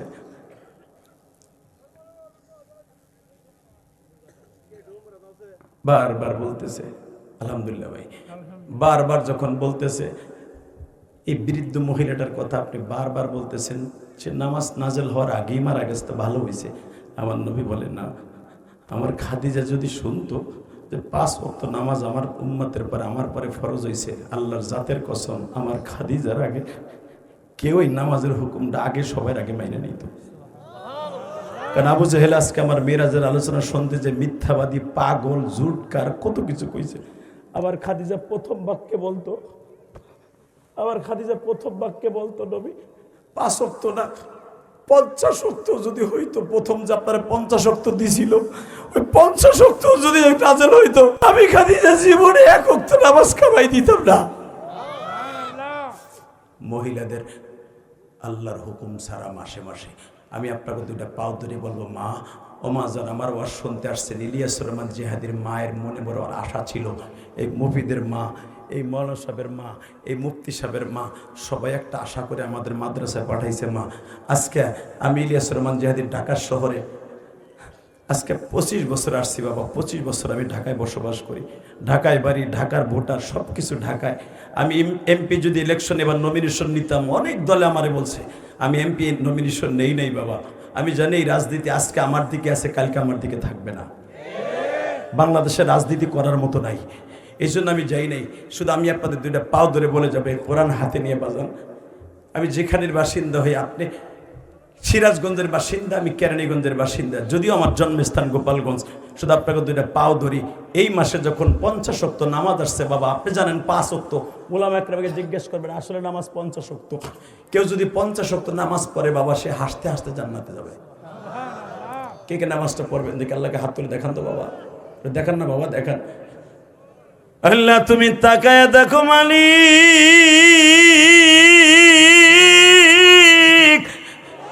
এখন রাত 11টার বেশি বাজে মালিক রে,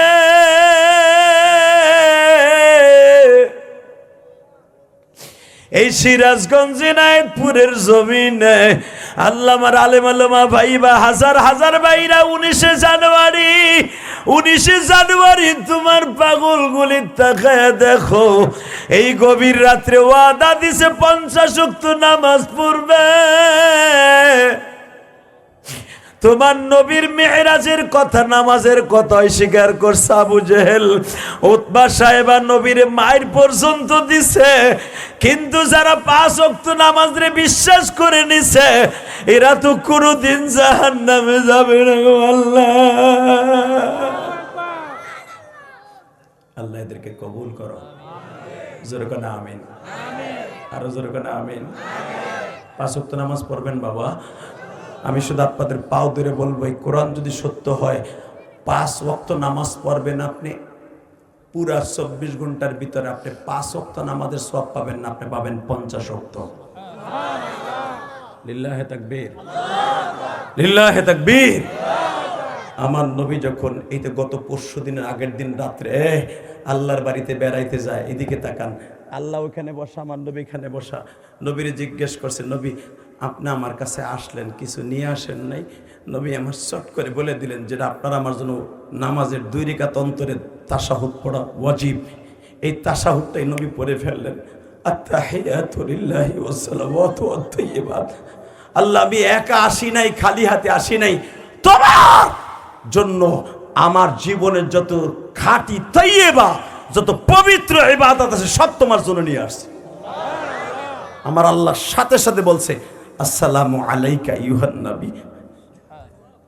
নবী আপনি আমার হাদিয়া দিছেন, আমি হাদিয়া নিয়ে নিলাম এবং আমার রহমত বরকত আপনার পরে নাযিল করলাম। এই কথাটা বলতে দেরি আছে, নবী বলেন, আসসালামু আলাইনা আইয়ুহান নবিয়্যু ওয়া রাহমাতুল্লাহি ওয়া বারাকাতুহু ওয়া আলা ইবাদিল্লাহিস সালিহিন। আল্লাহ তুমি আমারে দিলা, আমার ওই যে বেলকুসির এনায়েতপুরের উম্মতগুলো যখন শুনবে, অগ তো লোভ লাগবে, অগ কিছু দিবা না, এবার কানবেন। চট করে আমার আল্লাহ বলে ফেলেছিলেন, নবী আপনি এখানে আইসা উম্মতরে বলেন না। আমার নবী বলে, আল্লাহ তোমার কি মনে নাই, তুমি যখন আমার কাবা ঘরের সামনে মেরাজে বুরাকে ওঠার আগে একটা স্বর্ণের বাক্সর ভিতরে করে আমারে যখন একটা জামা, জুব্বা, তারপর একটা পায়জামা, একটা পাগড়ি, একটা আংটি, একটা লাঠি, এগুলো আমারে দিয়া বলছিলা, নবী বন্ধুর বাড়ি বেড়াইতে যাবেন, এইগুলো পরিধান করে নেন, কারণ নবীরাও আপনার সামনে থাকবে, আপনার আল্লাহ আজকে ইমামুল মুরসালিন বানাবে। ইমামতি করতে হলে ভালো একটা জামা পরেন। এখন কানবেন, আমার নবী বলছিল, এই জামাগুলা কার জন্য আনছো? আপনার জন্য। কেন? হুজুর আপনি আল্লাহর বাড়িতে বেড়াইতে যাবেন, এগুলো পড়বেন না? আমার নবী তখন বলে, জিবরাইল রে, এই জামার গায়ে যে জামাটা আছে, এই জামা পরিধান করে কি আল্লাহ বাড়িতে গেলে আমার সাথে দেখা করবে না? আমার নবী ভাবতেও পারে না আমার ডাইরেক্ট আল্লাহর কাবা কাউসাইনি আও আদনা, একবারে আল্লাহর বাড়িতে কাবা কাউসাইনির ভিতরে ঢুকাইয়া আল্লাহর নূরের 70,000 পর্দা ফাটাইয়া রফরফে একবারে আল্লাহর বারান্দায় বসাই আমার মাওলার সাথে দিদার হবে। এটা আমার নবী জীবনেও ভাবে নাই। কারণ কি জানেননি? মুসা নবী আমার মাওলার এক নজর দেখতে যাইয়া 40 দিন বেহুশ হয়ে ছিল বাবা। এত নূর ভেদ করে আমার মাওলাকে আমারে তার বাড়িতে নিবে, এটা আমার নবীর দিমাগের মধ্যেও ছিল না। কিন্তু যখন কাবা কাউসাইনি আও আদনা, একবারে নবী আল্লাহর বাড়ির সামনে যায় আল্লাহু আকবার বলতে হবে। আল্লাহ আমার আলেম উলামা ভাইরা জানে আয়াতের তাফসীর তরজমা। একবারে আল্লাহর বাড়ির সামনে বইয়ে যখন আল্লাহর সাথে কথা শুরু, আমার নবী আল্লাহর কুদরতে পায় সিজদা দিয়া সুমা দিয়া বলে, মালিক আমার একটা দরখাস্ত নিবা। তোমার জিবরাইল আমার একটা নতুন জামা জান্নাত থেকে দিছিল, একটা নতুন পায়জামা দিছিল, একটা পাগড়ি আমারে দিছিল মালিক রে। আমি যে পরিধান করে আসি নাই, তুমি কি বেজার হইছো? আমার আল্লাহ বলে, ইয়া রাসূলুল্লাহ, পুরান জামা কেন পরিধান করে আসছেন? আমি আল্লাহ জানি, আল্লাহু আলিমুম বিজাতিস সুদূর। আমি জানি নবী কেন আপনি পুরান জামা পরিধান করে আসছেন। গত 1.5 মাস আগে তায়েফের মাঠের ছেলেরা আপনারা মারছে। তাইফের ছেলেদের রক্তের আঘাত আপনার জামার মধ্যে লেগে আছে। যেই জুতাটা পাই দিয়ে আসছেন, এটা আমি আল্লাহর ইশারা। ওই জুতার মধ্যে এখনো রক্তের দাগ লেগে আছে নবী। নবী রক্তের দাগ এখনো লেগে রয়েছে। যদি এখানে আপনার জায়গায় মুসা নবী হইতো, মুসা নবী আমার লগে দেখা করতে আসতে যাইয়া আমি বলছিলাম, মুসা বাজারের সবচেয়ে সেরা জামা গায়ে দিয়ে আসবি, সেরা জুতা পরে আসবি, আমার সবচেয়ে দামি চাদর গায়ে দিয়ে আসবি, তা না হলে তোর সাথে আমি দেখা দিব না, তোর সাথে কথা বলবো না। আর নবী আপনার আমি আনতে যাইয়া আপনার গায়ে তায়েফের ছেলেদের মাইরে সেই রক্তের দাগ এখনো আপনার জামায় আছে, আপনার জুতা সেরা এখনো আছে। ওই সেরা জুতা সেরা জামালে কেন আসতে বলছি জানেন? সমস্ত ফেরেশতাদেরকে সাক্ষী রাখবো আমার নবী তার উম্মতরে কত ভালোবাসে। আল্লাহ তোমার এই উম্মত গুলাই গভীর রাত্রে 11:30টার সময় একটা আওয়াজ দিবে, আমার এই নবীর যদি বাংলার জমিনে ইনায়েতপুরে কেউ গালি দেয়, ওর জায়গায় পুঁতে ফেলবো। রাজি আছি না নাই?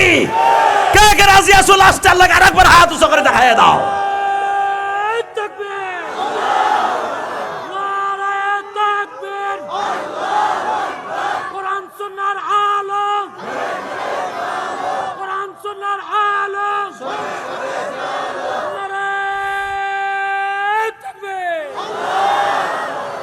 আল্লাহ আওয়াজকে কবুল করেন, যেরকম আমিন। আমার নবী যদি উম্মতরে না ভুলে আসমানে যাইয়া ওই নবীরে ভুলবো না, ওই নবীর রক্ত মাখা 5 ওয়াক্ত নামাজ ছাড়বো না, গুনার কাজ বেশি করব না ইনশাআল্লাহ। বলেন তো স্ত্রীকে পর্দায় কে কে রাখবেন? হাত তুলেন তো দেখি, একটু দেখি না ভাই। লিল্লাহে তাকবীর। ওই যাক বুড়াই উড়াইতেছে না, বুড়াই অর্ধেক উড়াই বয়ে রয়েছে। হে ভাবতেছে আমার বউ আমার কথা হুনে না, ও তো চলে অস্ট্রেলিয়ান গরুর মতো। আমি কইলি কি আমার বুড়ি হুনবো? কইতে গেলে আমার আরো বালিশ চাপা দিয়ে মারবো।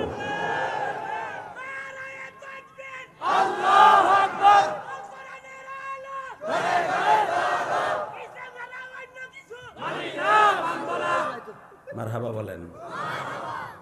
স্ত্রীর পর্দায় রাখবেন তো? 5 ওয়াক্ত নামাজ পড়বেন তো? আর একটা ওয়াদা দেন তো। আপনি জানেন না, আল্লাহর কসম করে বলছি, আমার জিহ্বা কিন্তু শুকায় আসতেছে, তারপরও আমি আপনাদের 2 ঘন্টার উপর আলোচনা করে একটা শুধু ওয়াদা চাই, মোনাজাতের আগে কেউ যাবে না। উঠান, হাত উঠান তো। আমি অসুস্থ শরীর নিয়ে দোয়া করে যাবো, যেরকম মারহাবা। আল্লাহ আমার মতো যাদের মা নাই তাদেরকে মাফ করে দিব আল্লাহ। ইলিয়াসুর রহমান জেহাদি 12 বছর বয়সে মা হারাইয়া, মায়ের কষ্ট কারে বলে আমি দেখেছি। না মহান এই যে চাচা যায়েন না, শুনেন চাচা ওয়াদা দিছে আপনার ভাতিজা, আপনি যাবেন গা চাচা? ও ঠিক আছে জানবো। আমার আল্লাহ আমার বাজানটা আসার তৌফিক দান করে, জোরে কোন আমিন। যখন কইছি চাচা যায়েন না, আমার 2 আঙ্গুল দেখাইছে, তার মানে এইটাও করবে এইটাও করবো। লিল্লাহি তাকবীর। লাগবে না, এই পানি বাহিরে পানি খাওয়া যাবে না।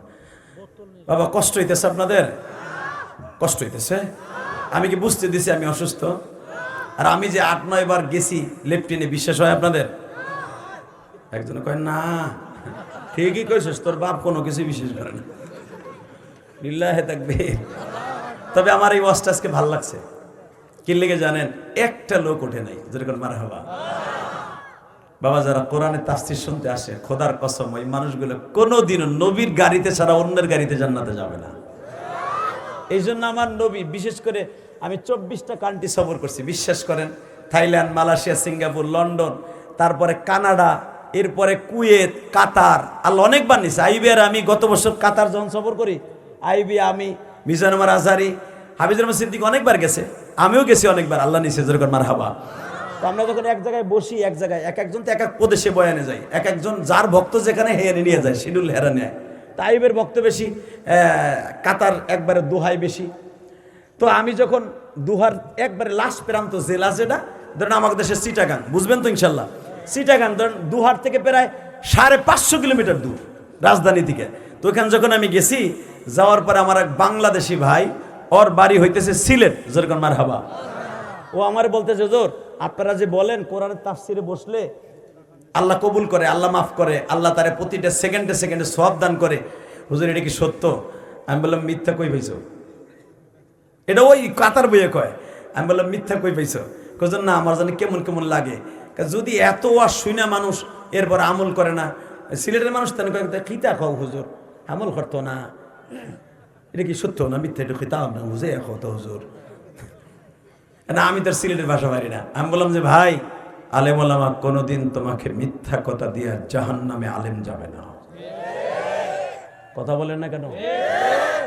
হতে পারে এই দুজন আপনাদের এলাকার ছেলে, হতে পারে আপনাকে মসজিদের ইমাম সাহেব, আপনার মিথ্যা কথা কইয়া মেম্বারে বসে আপনারে জান্নাতে ঢুকাইয়া হে জাহান্নামে যাবে, এই কাজ আলেমরা করেন। এত বোকা না, ঠিক না? ঠিক। আমি বলে গেলাম, যারা ওয়াজের মাঠে আছেন, কোরআন হাদিসের কথা যেখানে যেই শুনবেন, যদি আমলের নিয়তে শুনেন, প্রত্যেকটা কথার বিনিময়ে 100 রেকাত করে 60 রেকাত করে নফল নামাজ পড়ার সওয়াব পাবেন। মাজলিসু ফিকহাতিন খায়রুম মিন ইবাদাতি 60 সানাতা। 60 বছর দাঁড়ায় দাঁড়ায় ইবাদত করলে যেই সওয়াব, ওই সওয়াব আল্লাহ আপনার আমল নামায় এক কথার বিনিময়ে সেই সওয়াব। তাহলে 5 ওয়াক্ত নামাজ পড়বেন তো? ছেলে মেয়ের মাদ্রাসায় দিবেন তো? এখানে একটা মাদ্রাসা হোক, আপনারা চান না? আমি সবচেয়ে বেশি খুশি হয়েছি, বললাম মুফিদ আমার জায়গাটা দেখাইলেন, এখানে বলে মসজিদটা ভাঙ্গা নতুন করে করবে। আসলে আপনি খুশি হবেন। মান বানা লিল্লাহি মাসজিদান বানাল্লাহু লাহু বাইতান ফিল জান্নাহ। যে ব্যক্তি মসজিদ ঘর বানায় দেয়, সে একটা ইটা মসজিদ ঘর বানায় দেয়, মানে পুরা মসজিদ না, এখানে কুল্লু মসজিদ বলা হয় নাই। মান বানা লিল্লাহি মাসজিদান, সে মসজিদের ভিতরে একটা ইটাও লাগতে পারে, একটা থাইও লাগতে পারে, একটা খুঁটিও লাগতে পারে, একটা রডও লাগতে পারে, যে কোনো জিনিস যদি সে করে দেয়, আমি আল্লাহ তাকে জান্নাতে ঘর করে দেব। জানি না কার কবর ভালো হয়ে যাবে। আমি ঢাকা কেরানীগঞ্জ, আমার গ্রামের গঞ্জ গোপালগঞ্জ, আল্লাহর হুকুমে আপনাদেরকে সাথে নিয়ে, আপনাদের ওয়াজের টাকা দিয়া, আমার বাড়ি বেচার টাকা দিয়া, কোটি কোটি টাকা খরচ করে কয়েকটা মসজিদ বানাইছি।